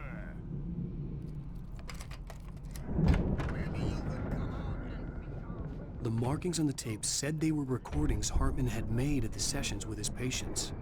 I saw Alice's name on one of them. For a moment, I couldn't breathe right. Now, Mrs. Wake, can you tell me about Alan's problems? He's more and more out of control all the time. The parties, he's so angry all the time. He's getting violent. Do you mean with you? No, not with me. No, never. Sometimes I almost wish Alan would take a swing at me, because at least that'd lead to a conversation he couldn't just march out of. But no. Alan doesn't really sleep. And the work, well, he's not writing at all. He sits there for hours and just gets more and more frustrated. And I can't talk to him. Yes. Tell me, Mrs. Wake. What would you say to him if he'd listen? I don't know. I want to say, I look at you, and it's not you. Just some stranger who resembles you. Looking out from behind your eyes. And I don't like that guy much. And now it's all gonna go to hell. But you don't ever say this. No. I've tried, but he's not listening.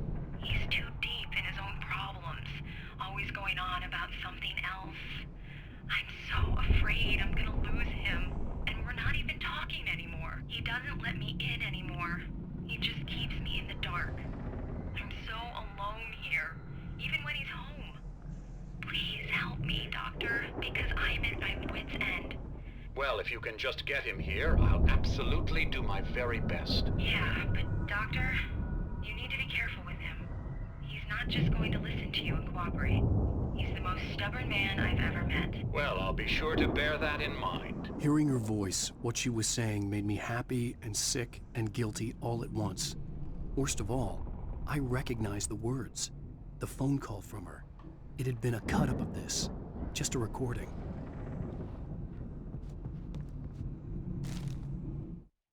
Hartman wasn't happy. Maude could see it in his eyes. He quickly lowered his own. He had made a mess of it, and he knew it. The shame of failure was hard to bear. He hadn't expected Wake to say he needed more time, and he blurted out 2 days, less than Wake had asked for to show him who was in charge. But that wasn't part of Hartman's plan.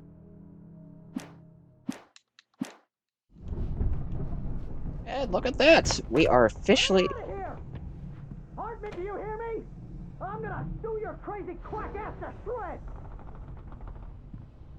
Seriously! Do you have any idea how much trouble you're in? I am famous! I represent a celebrity! They'll be looking for me! Oh, that's how you want to play it? Barry? Ow! About time! Barry! Man, am I glad to see you. We need to get to Hartman's office. It's right next door. You okay? Yeah. I mean, no! The cops found me at Rose's trailer, but they didn't hassle me too much. I'm obviously a victim in this, and I demanded to be treated as such. Or else I'd sue their asses. Speaking of asses, that Fed gave me a real hard time, but I had no clue where you were. That guy's crazy, Al. But he let me go, and then I get a call from Hartman, that son of a bitch, who tells me you're here, and I should come pick you up, but when I got here, 2 goons clobbered me and stuck me in there. What's with the cutout? I stole it from the diner to piss off Rose after what she did to us. That'll teach her. Yeah, that's a harsh punishment. Come on, pal, we gotta get going.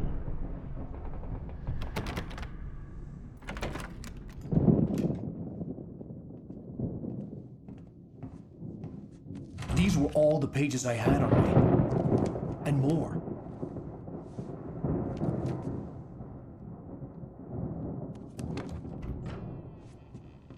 Alan, please. You're sliding back into the... Tell me one more lie and I'll shoot you in the face. Ah, well, it was worth a shot.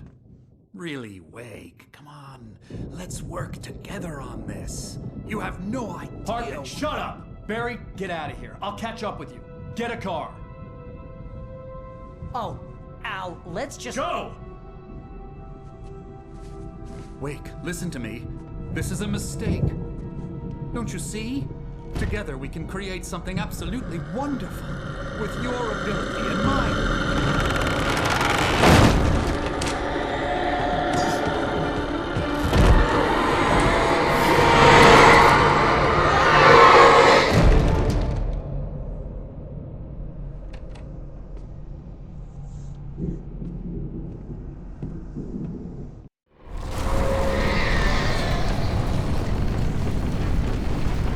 Got 6 shots. On me in a moment. I had to find a way out.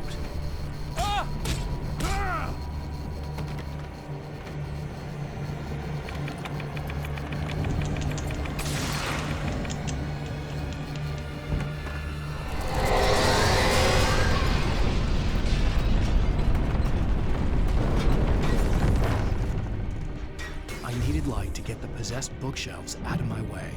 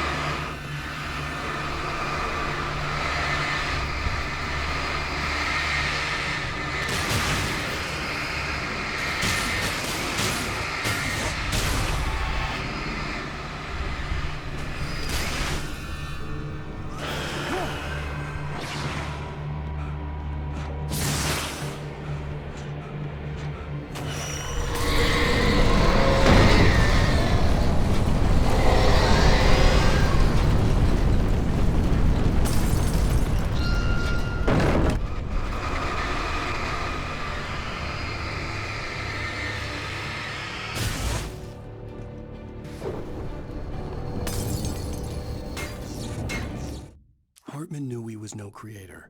He had no ambitions on that front. And he certainly didn't want to end up like every artist he had worked with here, damaged in ways that were hard to describe, or worse. It was enough for Hartman to maintain creative control and provide direction, to be a producer. That was what most of these people were in need of anyway. Of course, suitable subjects were few and far in between.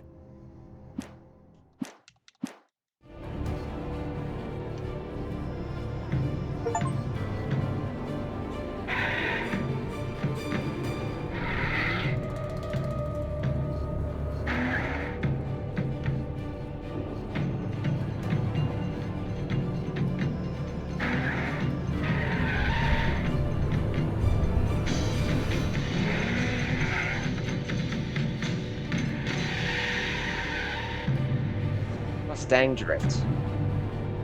2010 MustangDrift.com.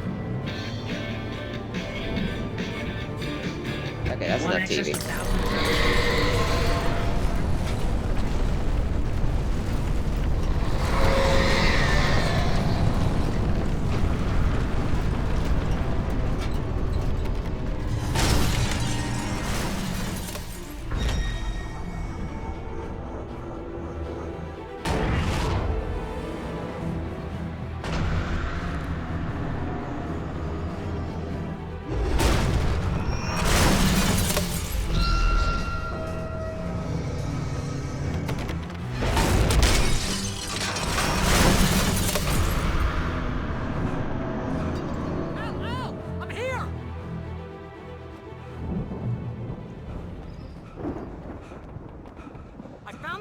But the gate's locked. You're gonna have to go through the hedge maze over there.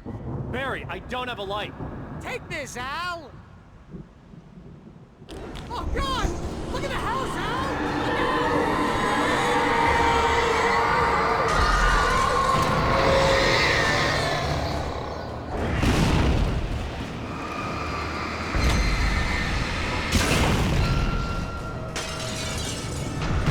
Spend it.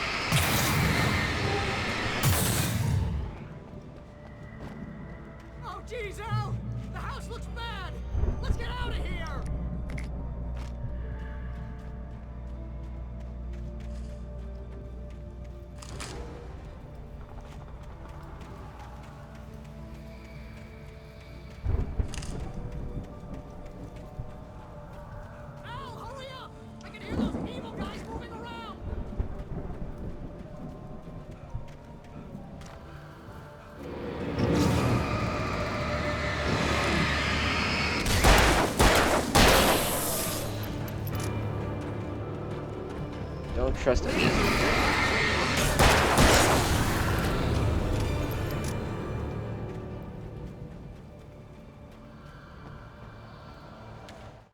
I stared at the Viking paraphernalia that littered the area, surrounding an unlikely centerpiece. A full-size stage complete with an impressive sound system with all the trimmings, including a dragon. It took a special kind of crazy to build something like this in a remote field. When the sky split open with a deafening boom and the music started blasting, it felt strangely appropriate.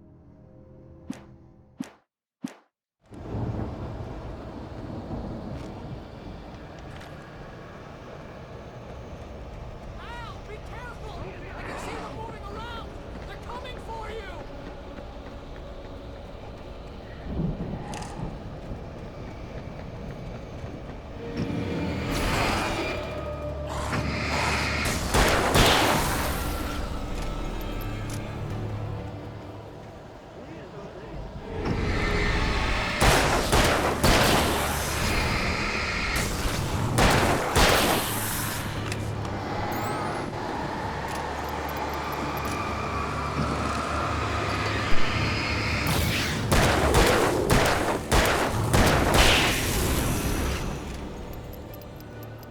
No range, like point blank range.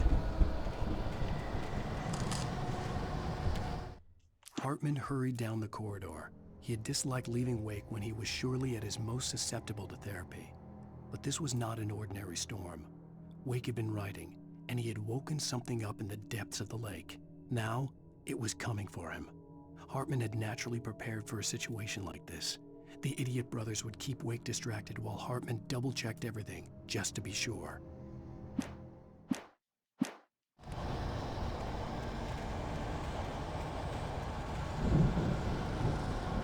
I think this is about 6 chapters, episodes long.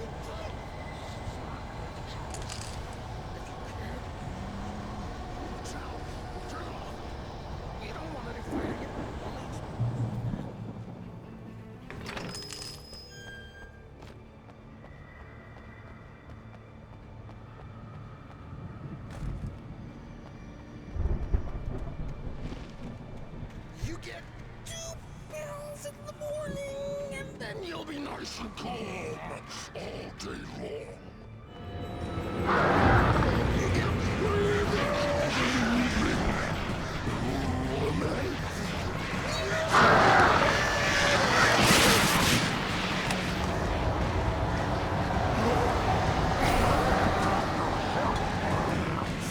Life seems to be yours.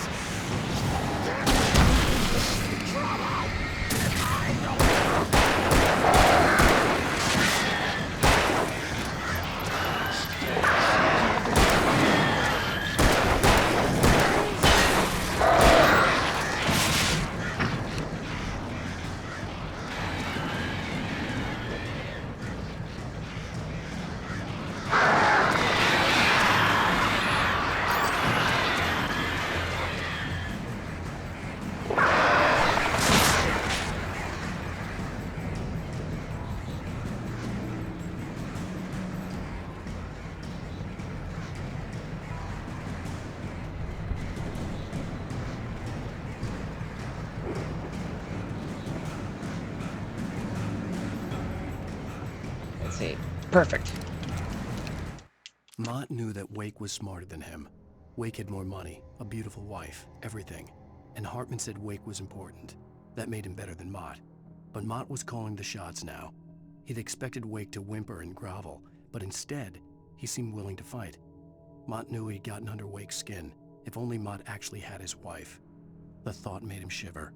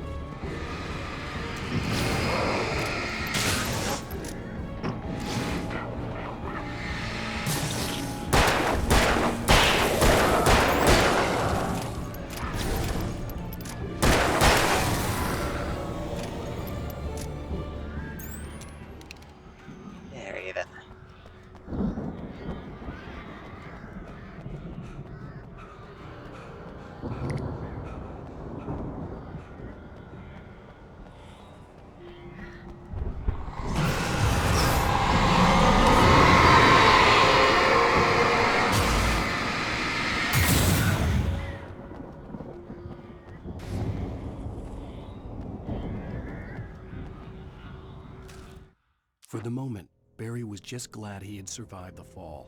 He had been separated from Al, and there was no easy way to climb back up. He told himself he'd be okay in the gloomy forest at night. He would just have to wait for a while for Al to find his way down. Barry turned when he heard the heavy footsteps and saw the movement. The man-shaped shadow lunged at him from the bushes, an axe held high. Barry screamed and threw up his hand. The world exploded.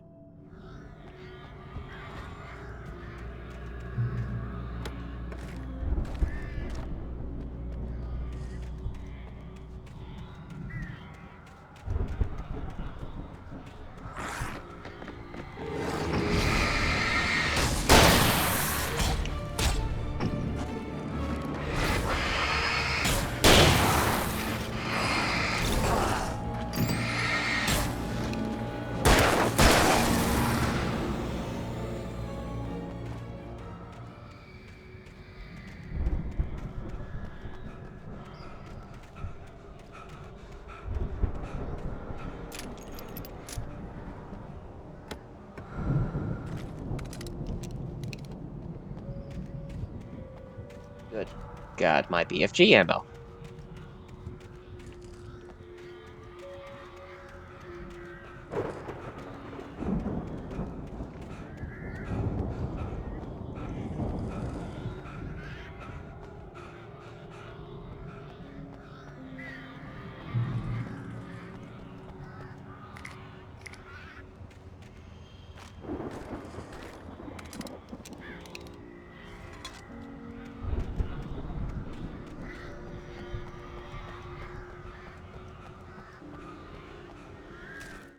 Hartman watched as Wake's features slackened. The man was bullheaded, no doubt. Even lying on the bed, he'd almost broken Hartman's nose the second time. But with a little time, he could break Wake down, give him proper direction. Wake was easily the most promising subject he had had. Well, since Tom, really. "Sleep well, Alan," Hartman whispered with a smile. "Let me take care of you." He sniffed hard to clear his throbbing nose, swallowed blood, and barely tasted it.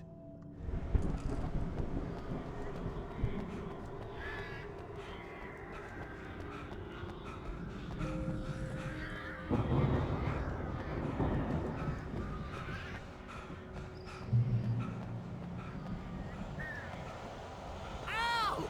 You're alive! Let's get out of here. Can you open this gate? Maybe. Barry! Well, I slammed it shut when the nasty showed up, and the key fits kind of loose in the lock, so, Barry! I'll find it! Don't worry about it!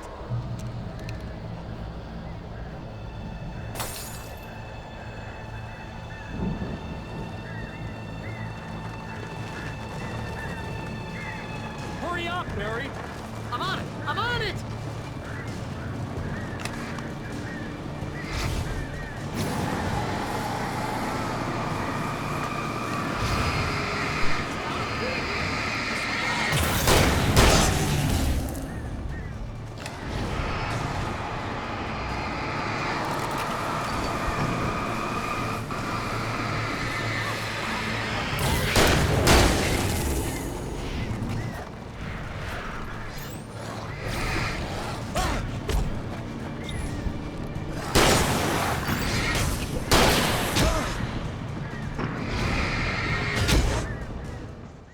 God damn it.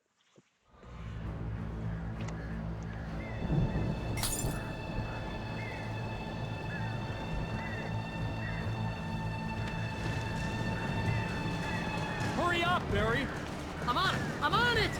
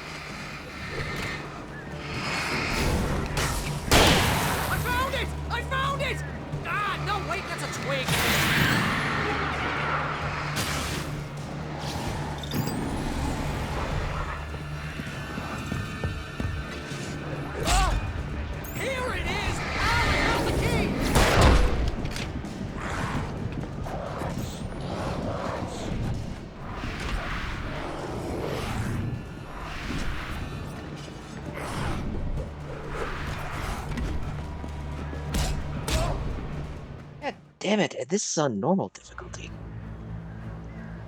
What am I... Ah, right.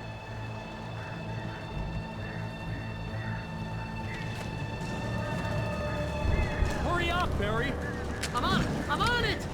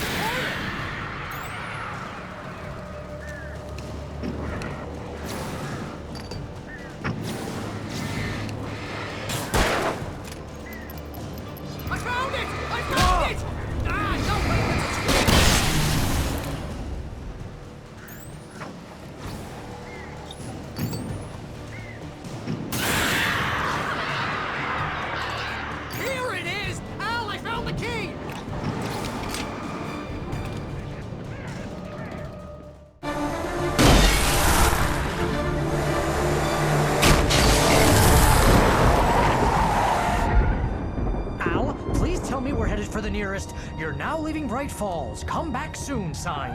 We're going to the Anderson farm. I knew you were gonna say something like that. You know what? You owe me big time for this. When this is through, if we make it, I don't care what anybody says, I'm done with darkness. You're gonna buy me a tanning bed as a gift, and I'm gonna live in it.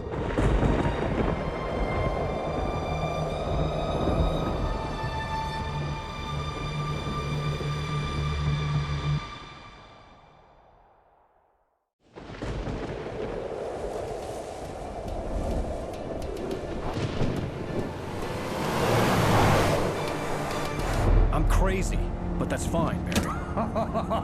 Oh, you got that right, Al. You're barking mad. You are by far the craziest... But maybe that's inevitable when you deal with crazy stuff like this. It helps.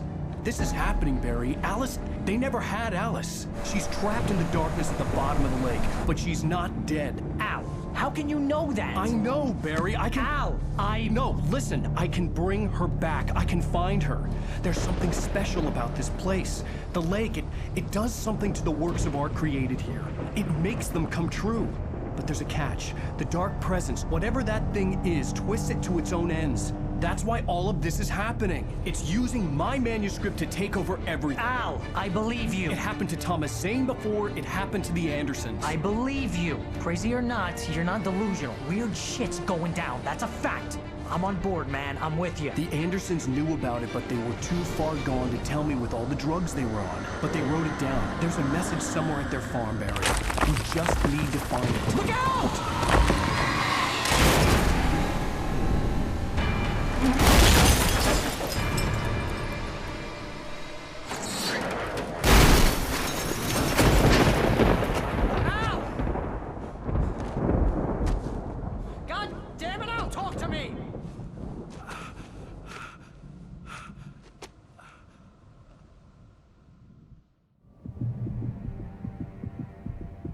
I had lost my gun in the crash.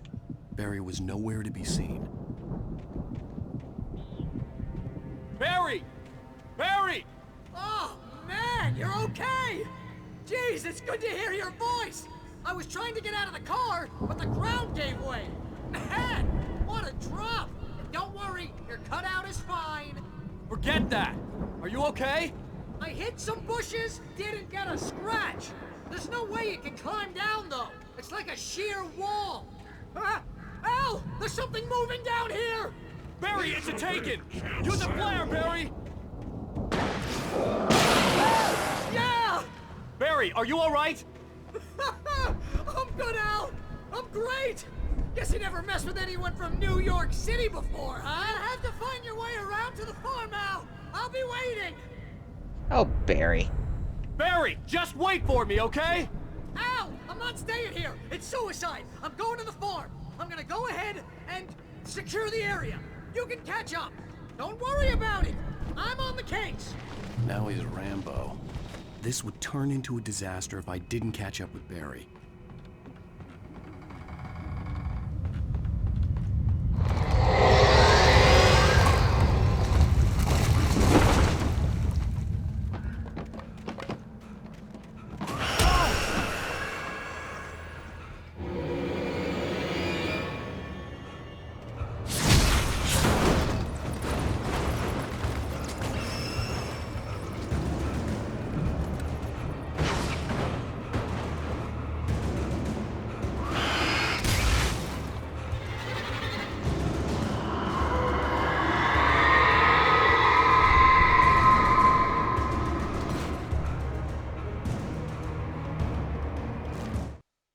he stopped the car at the Anderson farm, Walter felt relieved.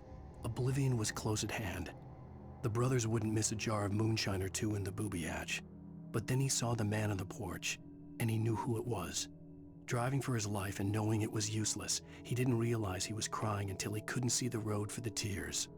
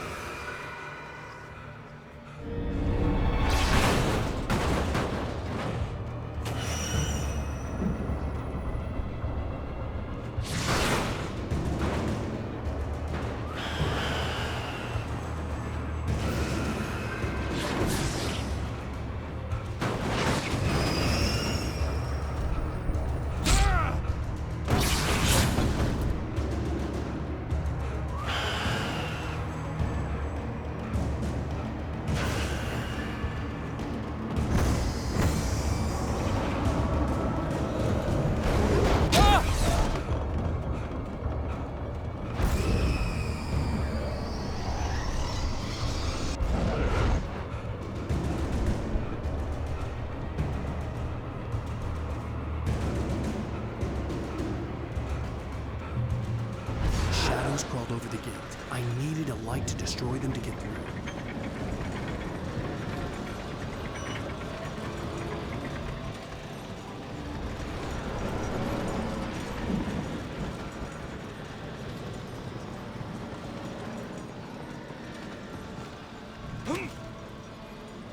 Okay, I need to jump over that.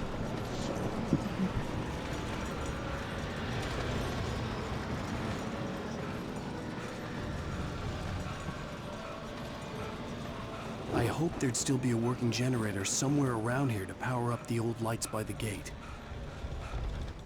Agent Nightingale stared at the passed-out rider. The man was sleeping off one hell of a night. Nightingale felt a stab of envy at Wake's oblivion, but he had a job to do. He put the gun to Wake's head and almost became a murderer. His hand shook and his throat felt tight and dry. Biting his teeth, he tried again to pull the trigger. He lost the nerve. Wake stirred. Nightingale would have to settle for an arrest. Okay.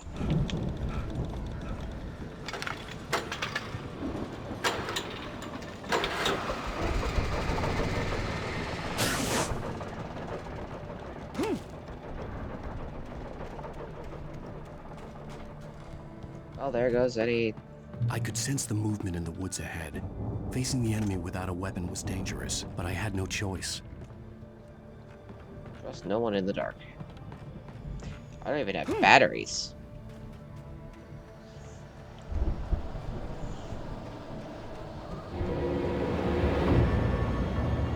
Omega-3 fatty acids are good for your heart. That is the moment.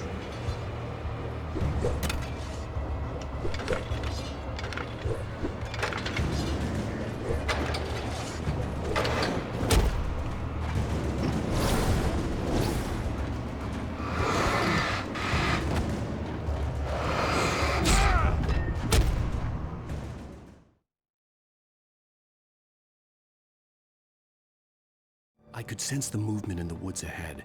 Facing the enemy without a weapon was dangerous, but I had no choice.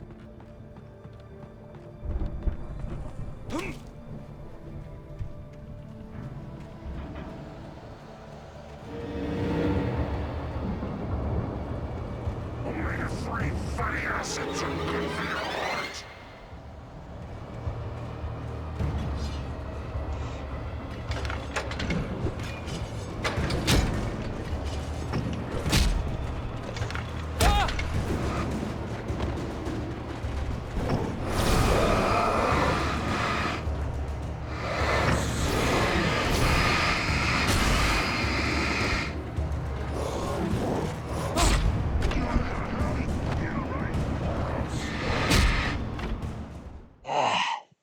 I could get that generator started. I could sense the movement in the woods ahead. Facing the enemy without a weapon was dangerous, but I had no choice.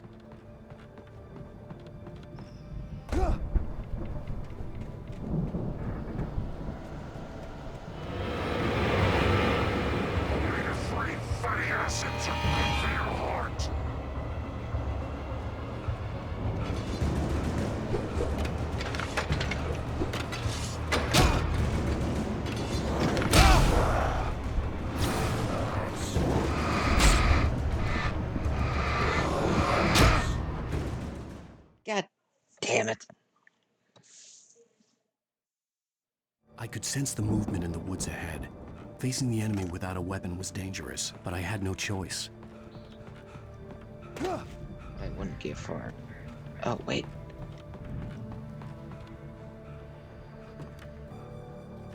Anything around here?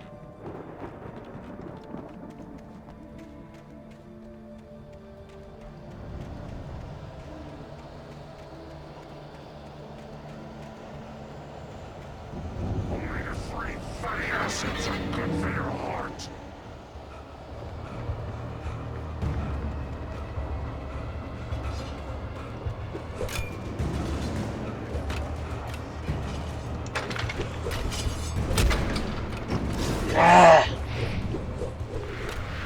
That's okay. Good to go.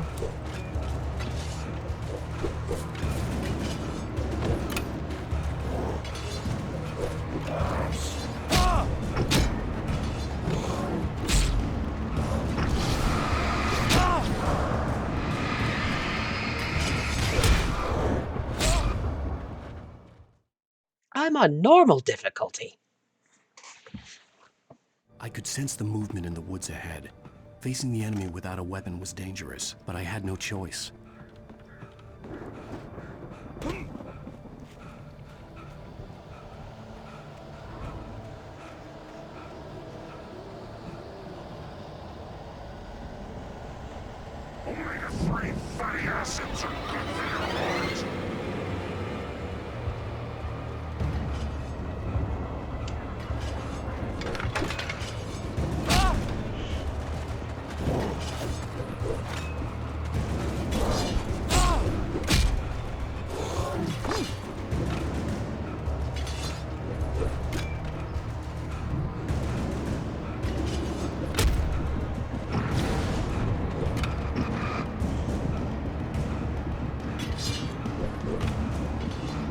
Let's see. There we go. Ah.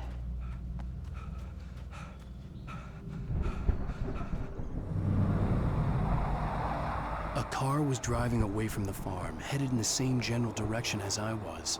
For all I knew, it was Barry, caught in the consequences of leaping before looking.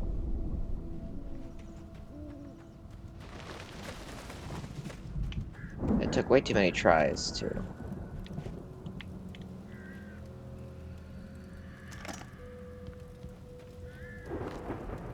Got some good old lithium batteries.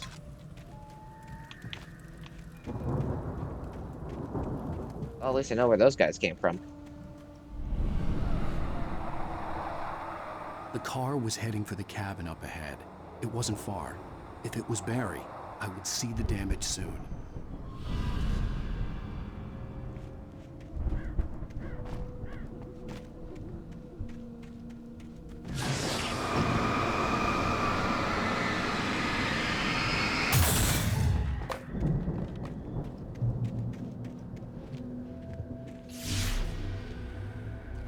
I'm trying to deliver each page to the right time and place. I'm trying to show you how the story goes. I had seen glimpses of the light. The dark presence followed the choreography laid out to it in the manuscript, growing stronger and stronger, moving like a storm from one scene of destruction to the next. But it was still bound to follow the story and chained to the dark place it came from. When the story reached the end it longed for, it would finally be free. I had seen it in my dream. It was a strange spaceman or a diver in a bulky suit. He was the one who'd been placing the pages on my path. Look at all these bear traps. Oh, now that's just not fair.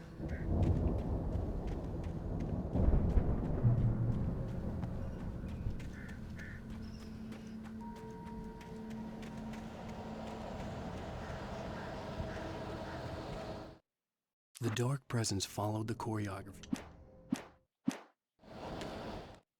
The storm raged on as the Anderson brothers walked unsteadily away from the clinic with the other patients in tow, knowing that this time they wouldn't return.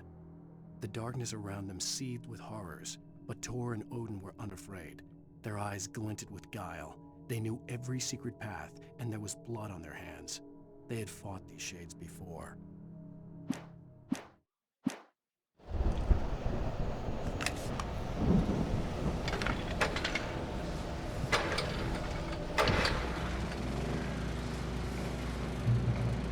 Someone had left a gun behind. Now I had a fighting chance of reaching the farm.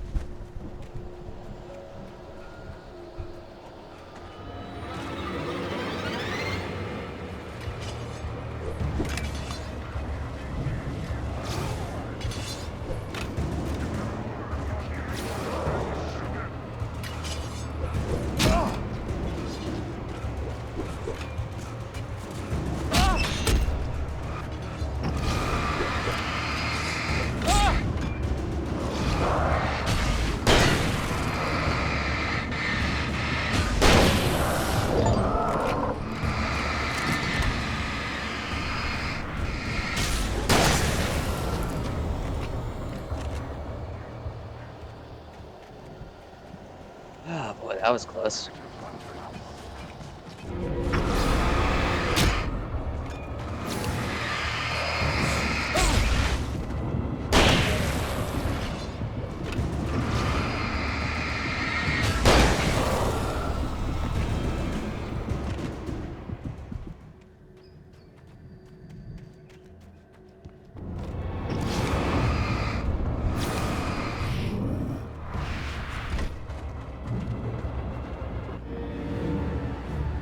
Okay, that was... I could see the car, but there was no sight of the driver. the driver's probably dead. Hello? Anybody here? Barry! No! Danny, you're not! Ah! Please! Ah! What are you? Ah! No! Don't! I'm sorry! Ah! Ah!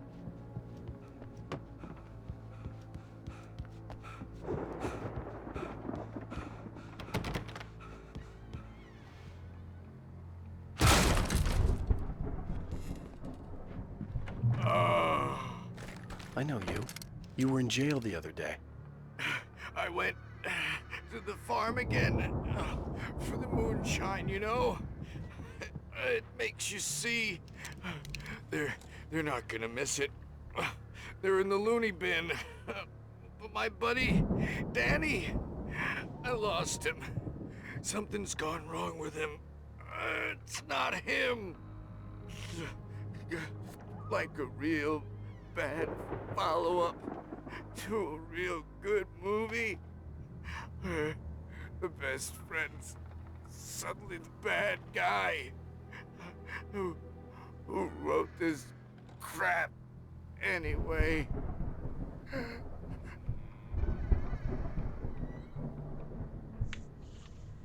Well, he's dead.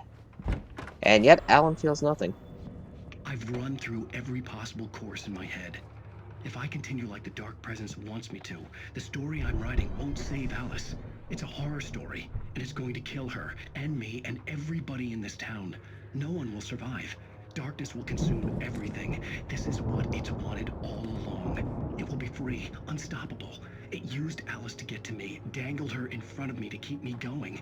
It was never going to release her. I'm going to change this. I'll escape. I've written myself into the story. I'm now the protagonist. This feels like a terrible risk, but it's the only way to save Alice. I'll be bound by the events of the story just as much as anyone else who's been woven into it. The story must stay true for this to work. There have to be victims along the way, near escapes, cliffhangers. In a horror story, it can't be certain that the hero will succeed or even survive. He almost has to die. I'll write my own escape into the story next. I need help. Zane's going to be the one who'll help me. I'll make it happen.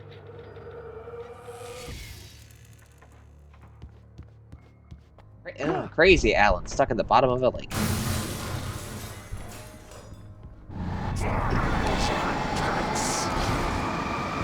Oh, no, they're not.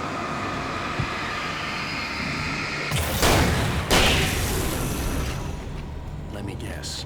Danny, huh? More The than front likely. door was locked. The farm was still a good distance away. I'd need a car to get there fast. For a moment, Hartman considered strangling the idiot. Mott was mean-spirited, but easily manipulated. An emotional infant who lived for his approval. Wake, by contrast, was a far more difficult subject. Mott had given him too much leash. In 2 days, who knew what could happen?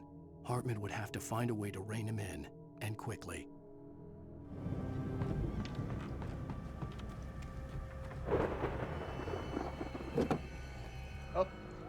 Oh, there's a If cellar. Barry wasn't up here, he was probably in trouble down at the farm. For a moment, I felt bad for doubting him. After all, I'd made it this far myself. But Barry was Barry.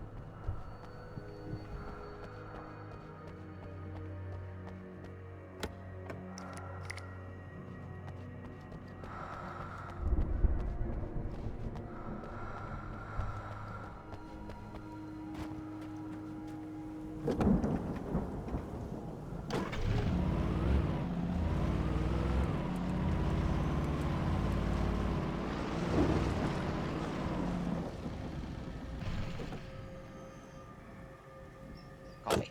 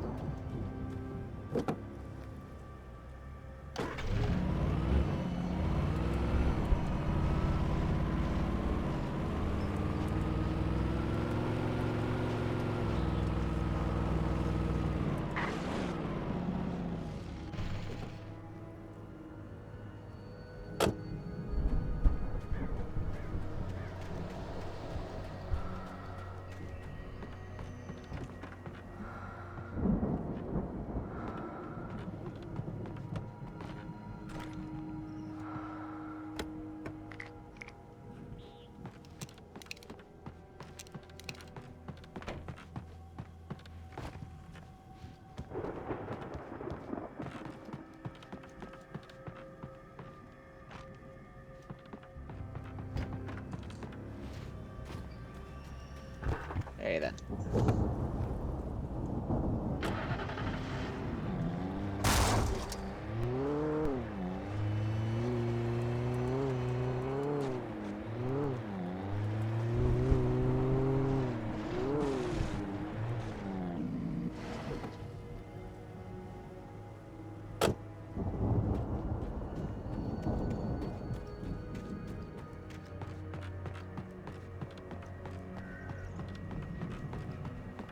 Nearly the end.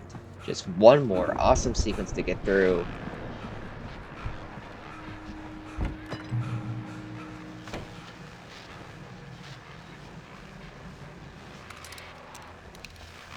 Well, as I'm sure everyone's noticed, that storm we all felt coming is finally here.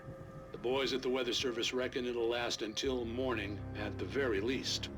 Pertaining to that, let me read that missing persons alert again. The Sheriff's Department's still looking for a Caucasian woman, 30 years old, slim and blonde with blue eyes. She may be lost in the woods, and it's possible she's been injured in a car accident. If you see her, please make sure you get her indoors and call the sheriff.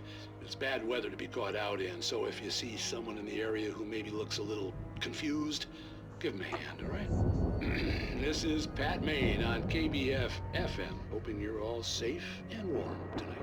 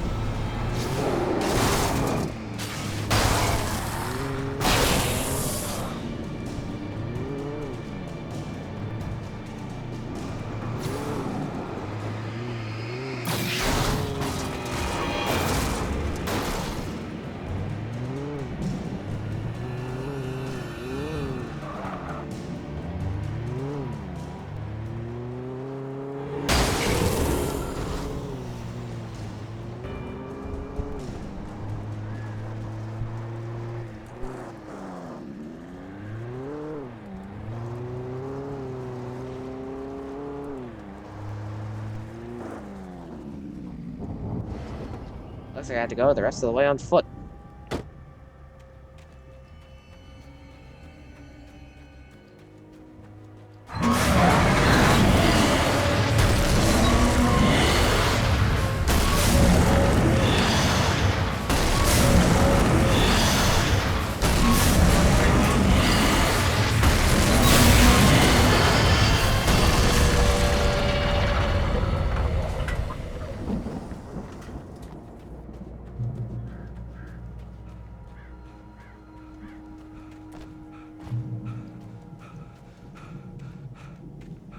Alright, just about done.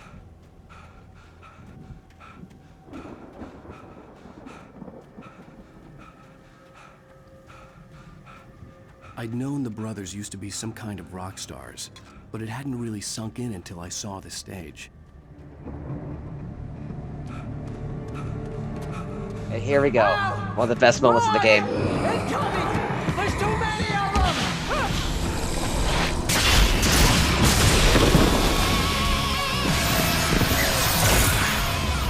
God damn!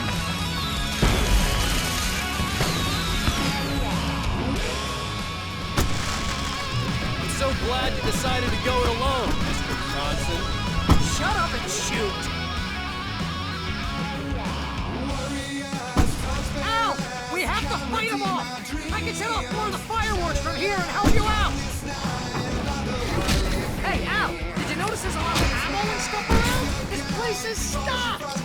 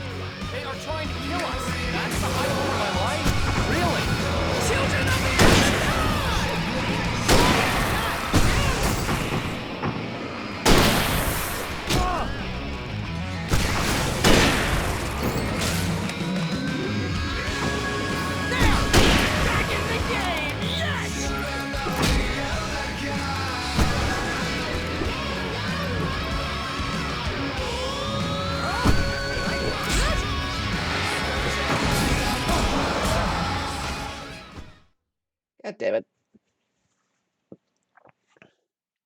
I'm so glad you decided to go it alone, Mr. Johnson. Shut up and shoot! Ow! We have to fight them off! I can set off more of the fireworks from here and help you out! Oh, hey, Al! Did you notice there's a lot of ammo and stuff around? This place is stocked! Al, hold on! I'll try to get the stage lights on!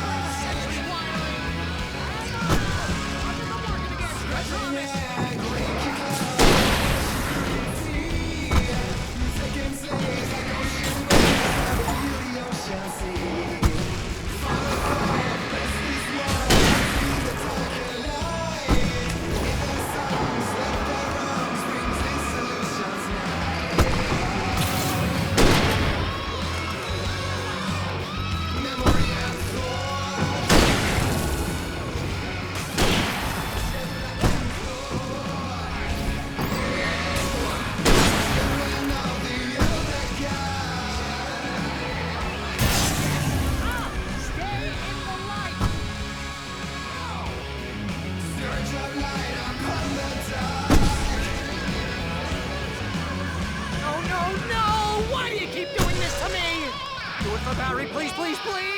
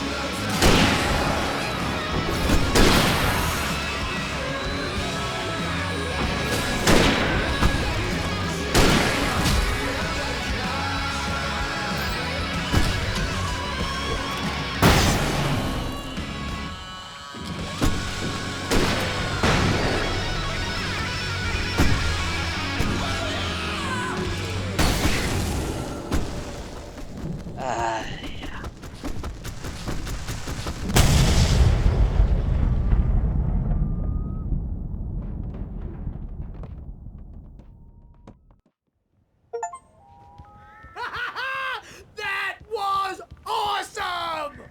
Bright Falls, rock and roll capital of America. Hey, Al! This way to the farm!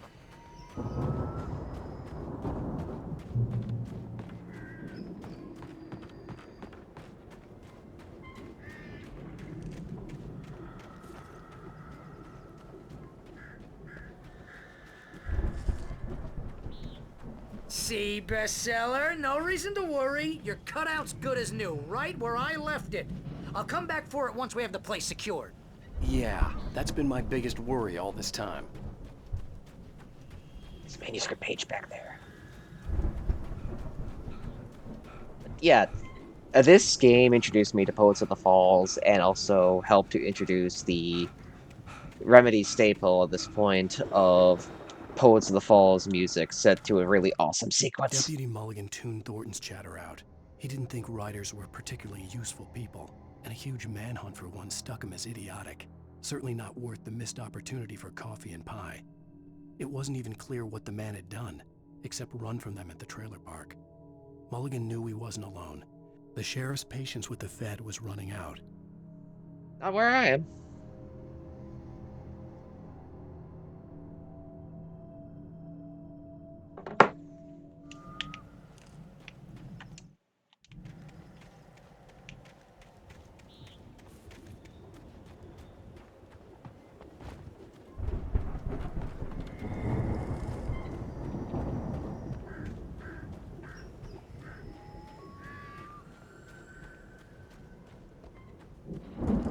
We need to get this thing moved out of the way. This is as far as I got, before they ambushed me.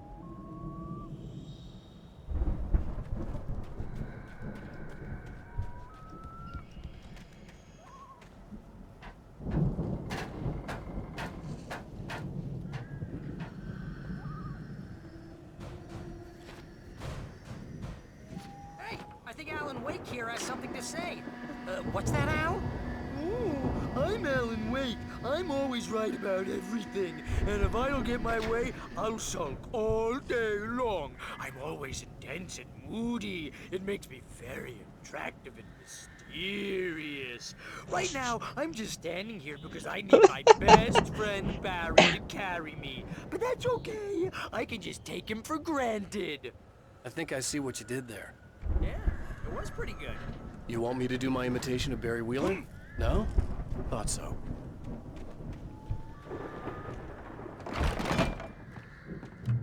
Wow! You look at that thing, Al! They really went all out with this Viking crap, didn't they? Look at all Why the am I stuff. being given You ammo? must have done okay. Sleep. We all spend a third of Oh, our Night dreams in its Springs. soft embrace, Man, somewhere brings back between memories. fantasy and Hey, oblivion. remember when I got you that gig? Your Dreams first have a real way of writing forcing job. What got themselves you into started? waking life, Was this one of your or vice episodes? versa. In Night Springs. Tonight's episode, The Dream of Dreams. That's by someone else. We join Mr. Jones as he explores the endless dreamscape, only to be brought to a sudden stop by a decidedly mundane situation. A long line of people. Hey, Jones, right? Listen, we're gonna have to wait until His Highness over there is good and ready. Oh, wow. Who's that? You don't know him? What are you, new? He's the guy dreaming us. Well, not just us. He dreams everything. All of this. But wait, no. I'm the one who's dreaming. I'm asleep. Isn't this my dream? Oh, yeah. Sure. Get real, pal. You're just another dream. I'm a dream. You're a dream. The weirdo in the diving suit is a dream. And the girl made of smiles and sunshine is definitely a dream. But I'm pretty sure I'm dreaming this. Well, maybe you're a really confused dream. What am I, a shrink? All I know is I'm going with the smart guys, and they say that's the guy doing the dreaming. Right there. I don't know what that means. It means we keep him happy. No sudden falls. We make sure he has his clothes on when he goes out in public. No chases where the monster is nipping at his heels and he runs like crazy, but his legs don't seem to get him anywhere. None of that. Because if he wakes up in a cold sweat... Yeah, precisely. So we wait till he wants to move on. Keep things nice and calm. Hey, something's happening here. Yeah? What's that? What? Can't you hear that? Oh, God help us, it's an alarm clock. Oh, it's you, isn't it? Please, man, I got a wife and kids. Please don't wake.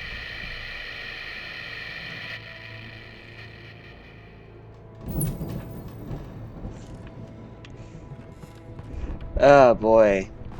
I feel bad for those dream people just wiped from existence.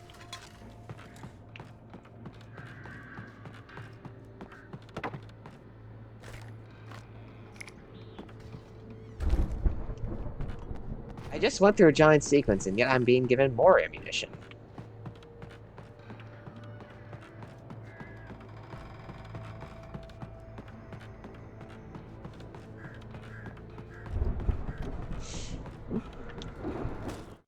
It's 1976. Madness reigns at the Anderson farm.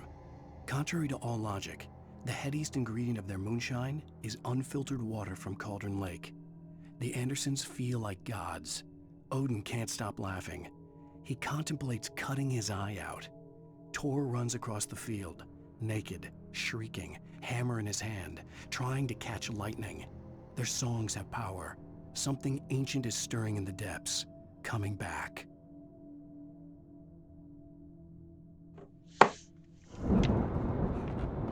The Viking boat looked imposing, almost like a battering ram. Is there something over here? The 1975 Ragnarok tour. Seattle, Bakersfield, Long Beach, New York, Newark, Detroit, Jacksonville, Tampa, New Orleans, Baton Rouge. Baton Rouge, or whatever.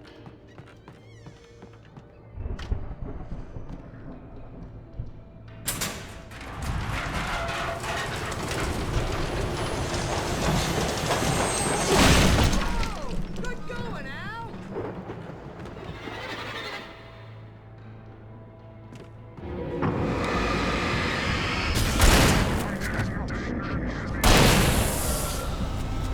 I knew there was a reason why they gave me more ammunition.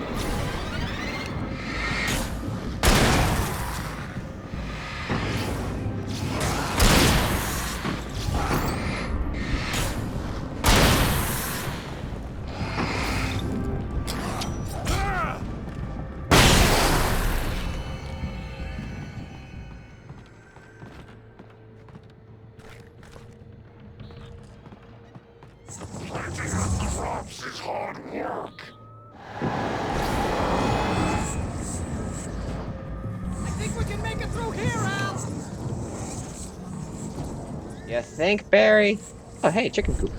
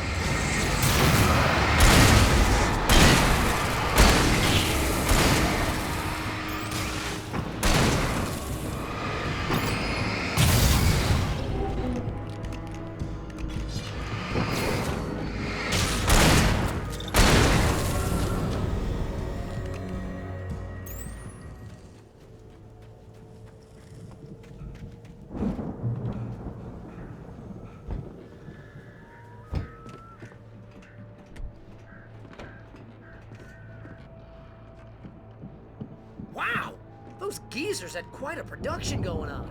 Ooh, you know what, Al? If we make it through this alive, I'm gonna start representing them.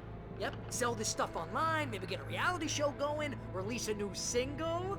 Good luck with that, pal. Hey, you find us a way out here, okay? I'm gonna take a closer look at this stuff. I don't think you should touch any of this, Barry. This seems like a bad idea. The door was barred from the other side. I'd have to find another way.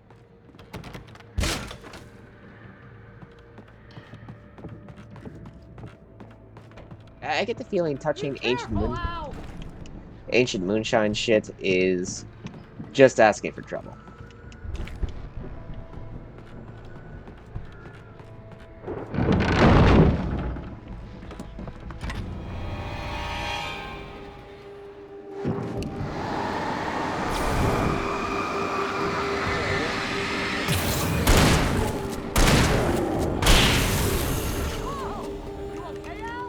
I'm good. Keep your eyes open, okay?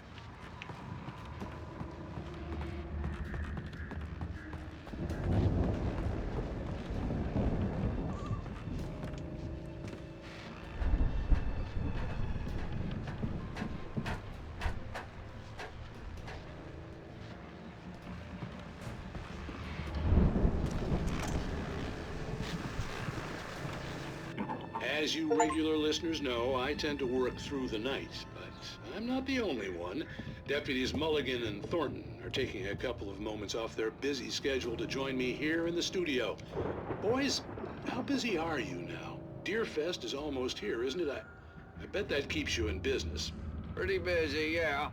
Actually, Pat, we've been real busy with other stuff, which concerns an ongoing investigation. We can't talk about that, Thornton. I wasn't gonna say anything.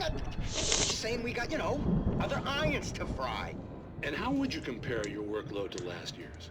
Things have seemed relatively peaceful to me, but people do tend to get a little wild this time of year. Oh my god, is that the voice? It's wild, Pat. It's pretty wild. There's been all sorts of trouble this year. Vandalism, fighting, public disturbances. A lot of people gone missing, too. Yeah, it's pretty much the usual stuff, Pat. Just, a lot more of it. Now, is it just me, or does Deerfest get wilder every year? People seem to be more drunk, at least, or they start earlier and younger. Oh, it's definitely not just you, Pat, but... Definitely, Pat.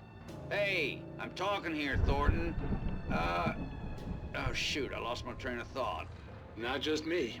Oh, yeah, it's wilder, Pat, but actually most of the trouble seems to be coming from grown men. People who ought to know better, Kids are doing fine this year. Well, that's nice to hear at least. Boys, I want to thank you for stopping by. I'll let you get back to your patrol. Sure thing, Pat. Yeah, sure thing, Pat.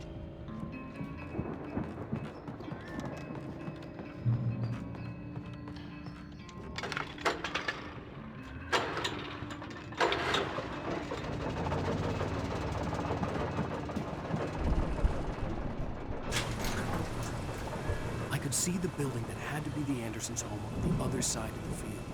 It wasn't far now. I wasn't worried about trusting the ramblings of two burned-out geriatric wrecks.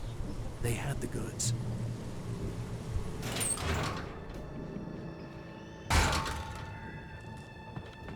Oh boy, I'm not looking forward to find this thing.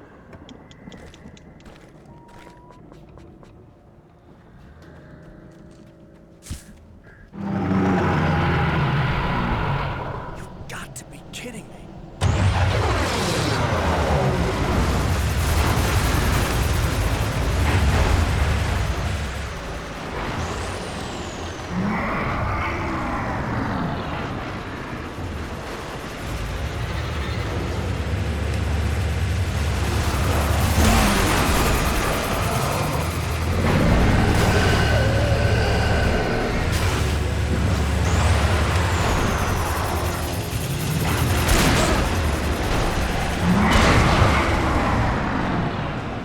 Ouch.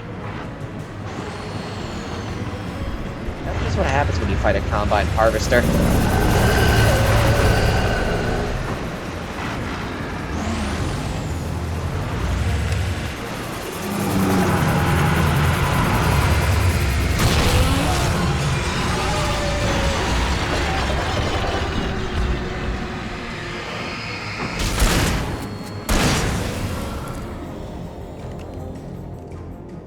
are 65 billion cows and pigs in the world.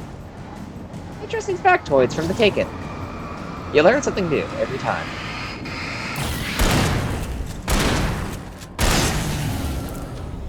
You also learn... Noted.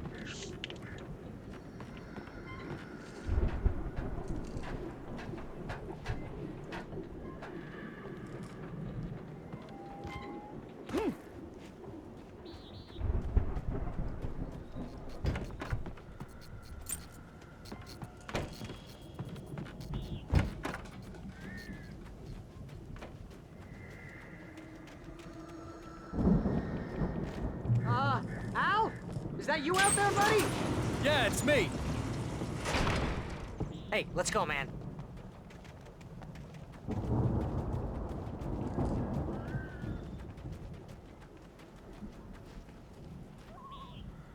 I think we're gonna have to work together to open this gate, Al. Looks pretty heavy. Ah! Hey, I think that's the farm on the other side of the field. We're almost there. This farm is a crazy place for crazy people. We should feel right at home then. Valhalla. They really named their farm Valhalla. These old guys, I swear. Come on, one more gate. Let's do this thing. That is a chainsaw stuck in the tree. Old gods know the truth. The lights are out.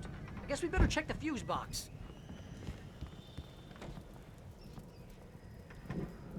The power downstairs was out, but I was sure I could fix that at the fuse box.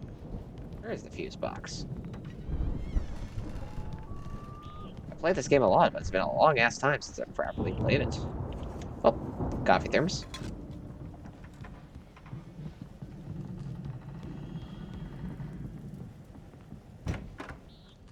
Coffee thermos. Why is it just sitting here in the bathroom? You know, this place looks kind of lived in. I thought the Andersons were in the booby hatch. Yeah, I don't think they keep too close an eye on them at the clinic. Again, Alice's screams rang in the stillness of the night. I saw myself run toward the cabin, flashlight in my hand. I followed my past self. I was an out-of-body observer, a time traveler in a crazy drunken dream. This was the beginning. The night Alice had disappeared. The mystery of what had happened during the missing week was about to reveal itself. They seem to slip away a lot so they can get wasted. No kidding. Those guys sound awesome.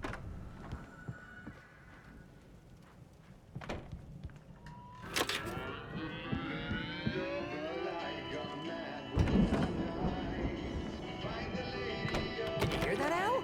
Music? Of course. We need to find where it's coming from. That's the message the Andersons talked about. That's the whole reason we're here. Lady of the Light? Oh, that's gotta be... What's-her-face? The crazy lamp lady from the town. Cynthia Weaver. Right. Must be.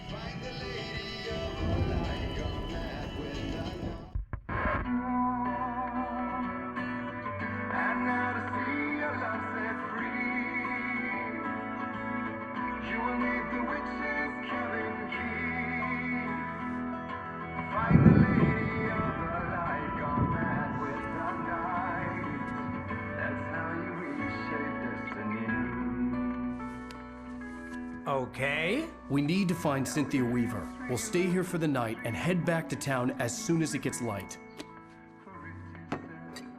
Hey, Al. Lots of hours before dawn. Might as well get some rest. And by rest, I mean drunk. Come on, Barry, this is... Yeah, what the hell? I don't think we should be drinking old-ass booze.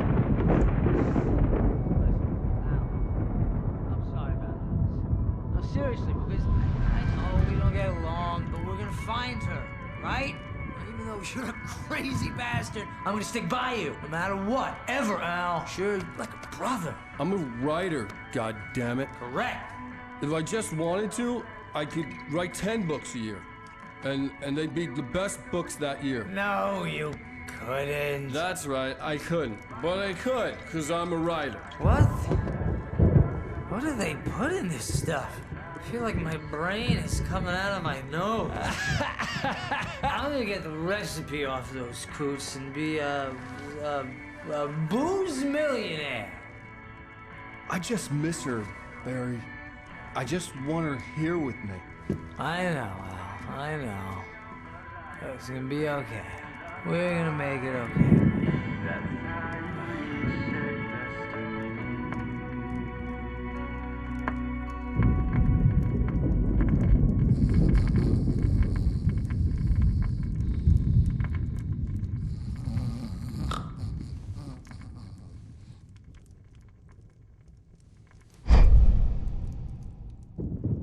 The fucking cutout.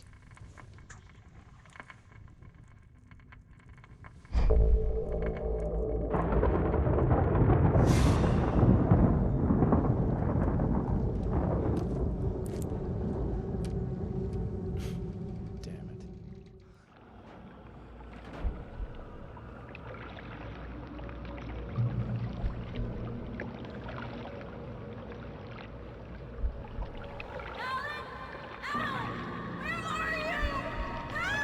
Alice, I'm coming. It's all right. I'm coming. It was a crazy drunken dream, and yet it was more than that. It was the truth, a suppressed memory unearthed by the Andersons' moonshine. I was there, an out-of-body observer. This was the night Alice and I had arrived at Bright Falls, the night Alice had disappeared. I had a chance to find out what had happened. I remembered being surprised to see the cabin dark. Alice would have never turned the lights off. I remembered thinking I caught a glimpse of her form underwater, sinking into the darkness. Diving after her was the last vague memory I had of that night. After that, the next thing I could remember was waking up behind the wheel of the crashed car and finding the first pages of the manuscript. Beyond this lost memory, there was nothing. I had to follow the footsteps of my past self to find out what had happened that night. I couldn't find her in all that blackness. I must have thought she drowned.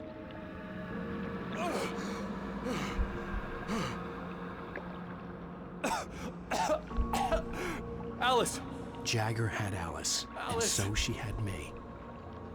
Alice!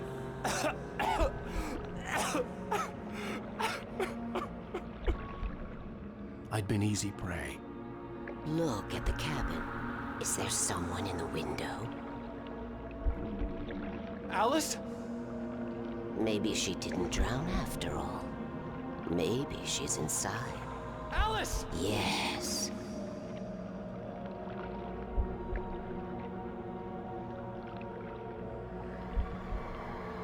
The dark presence had touched me. She had dug her nails into my brain and used me, made me her puppet. Barbara Jagger, otherwise known as Baba Yaga. Somewhere. Maybe upstairs in his study. Alice! Yes, that's where she is. You can apologize. Alice! You'll laugh at the whole thing together and put it Alice? behind you. She's not here. You were foolish to think so. No, she's dead. She drowned. No, no, no! It's your fault your wife is dead. You are guilty. All she wanted was to help you right. You killed her. Ah! Oh, hush. There's still hope. Cauldron Lake is a special place. Here, you have the power to change things. She wanted you to write. I will tell you what to do.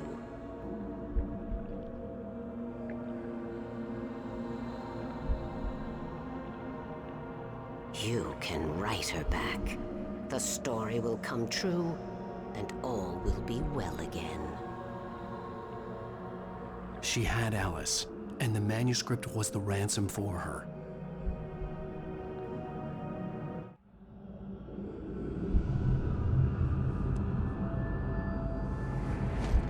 Yes, I'll write.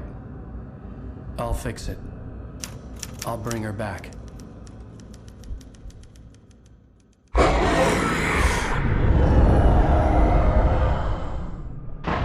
No, I wrote it. I remembered it all now. In the dark, I'd written for days, a week, almost a complete manuscript of a novel entitled Departure. Jagger had been my editor, whispering in my ear, making sure that the unfolding story would make her more and more powerful. I thought I was saving Alice. Even with the cobweb she put in my head, some part of me had been aware enough to write my escape into the story, to bring a light into the cabin to release me before I could finish, to interrupt the horror story before the ending, where darkness consumed everything and everyone. Zane was weak and far away, but I had written him into the story, and his light had been enough to set me free. It isn't here now. I'm here because it was written. I brought the light to set you free. You must hurry. It will know I'm here. It will be back soon. It stole the skin of my Barbara a long time ago. She looks so old.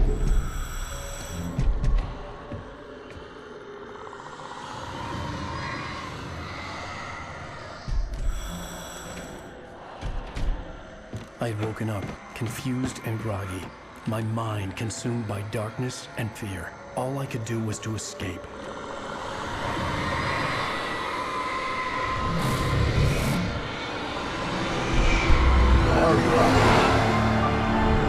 Why does that set a chill up my spine? The week spent in the cabin had taken its toll. I was barely conscious and fading fast.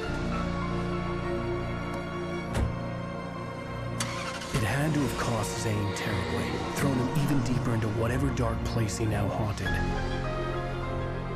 But he had managed to weaken the dark presence, kept me safe that night.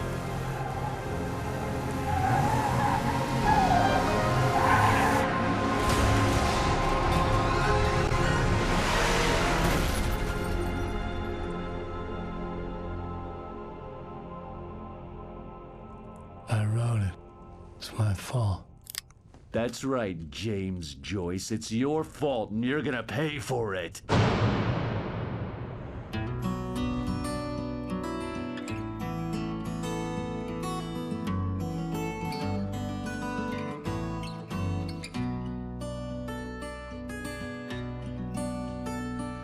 There's an old town road with mystery of Tom the Poet. Previously on A.Wake. Under the influence of the dark presence, I wrote a horror story that is coming true. Jagger had been my editor, making sure that the unfolding story would make her more and more powerful. Some part of me had been aware enough to write my escape into the story. Together we can create something absolutely wonderful.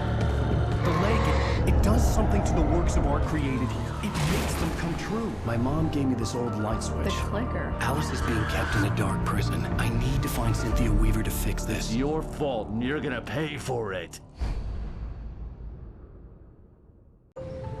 Well, we're expecting a record crowd from the neighboring counties. Naturally, we hope to break the record set by last year's Moose Fest in our neighboring town, Watery. Ladies and gentlemen, some people have asked me, what's the big deal about Deer Fest? And I think that this sums it up. It's about friendship and community. We've got a great party coming up.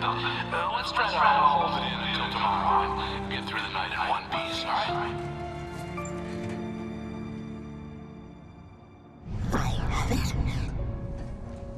Someone will come for it when the time is right. Thomas said so. He wrote it. The key is insurance. It's my job to keep it safe. Safe in the light. Always in the light.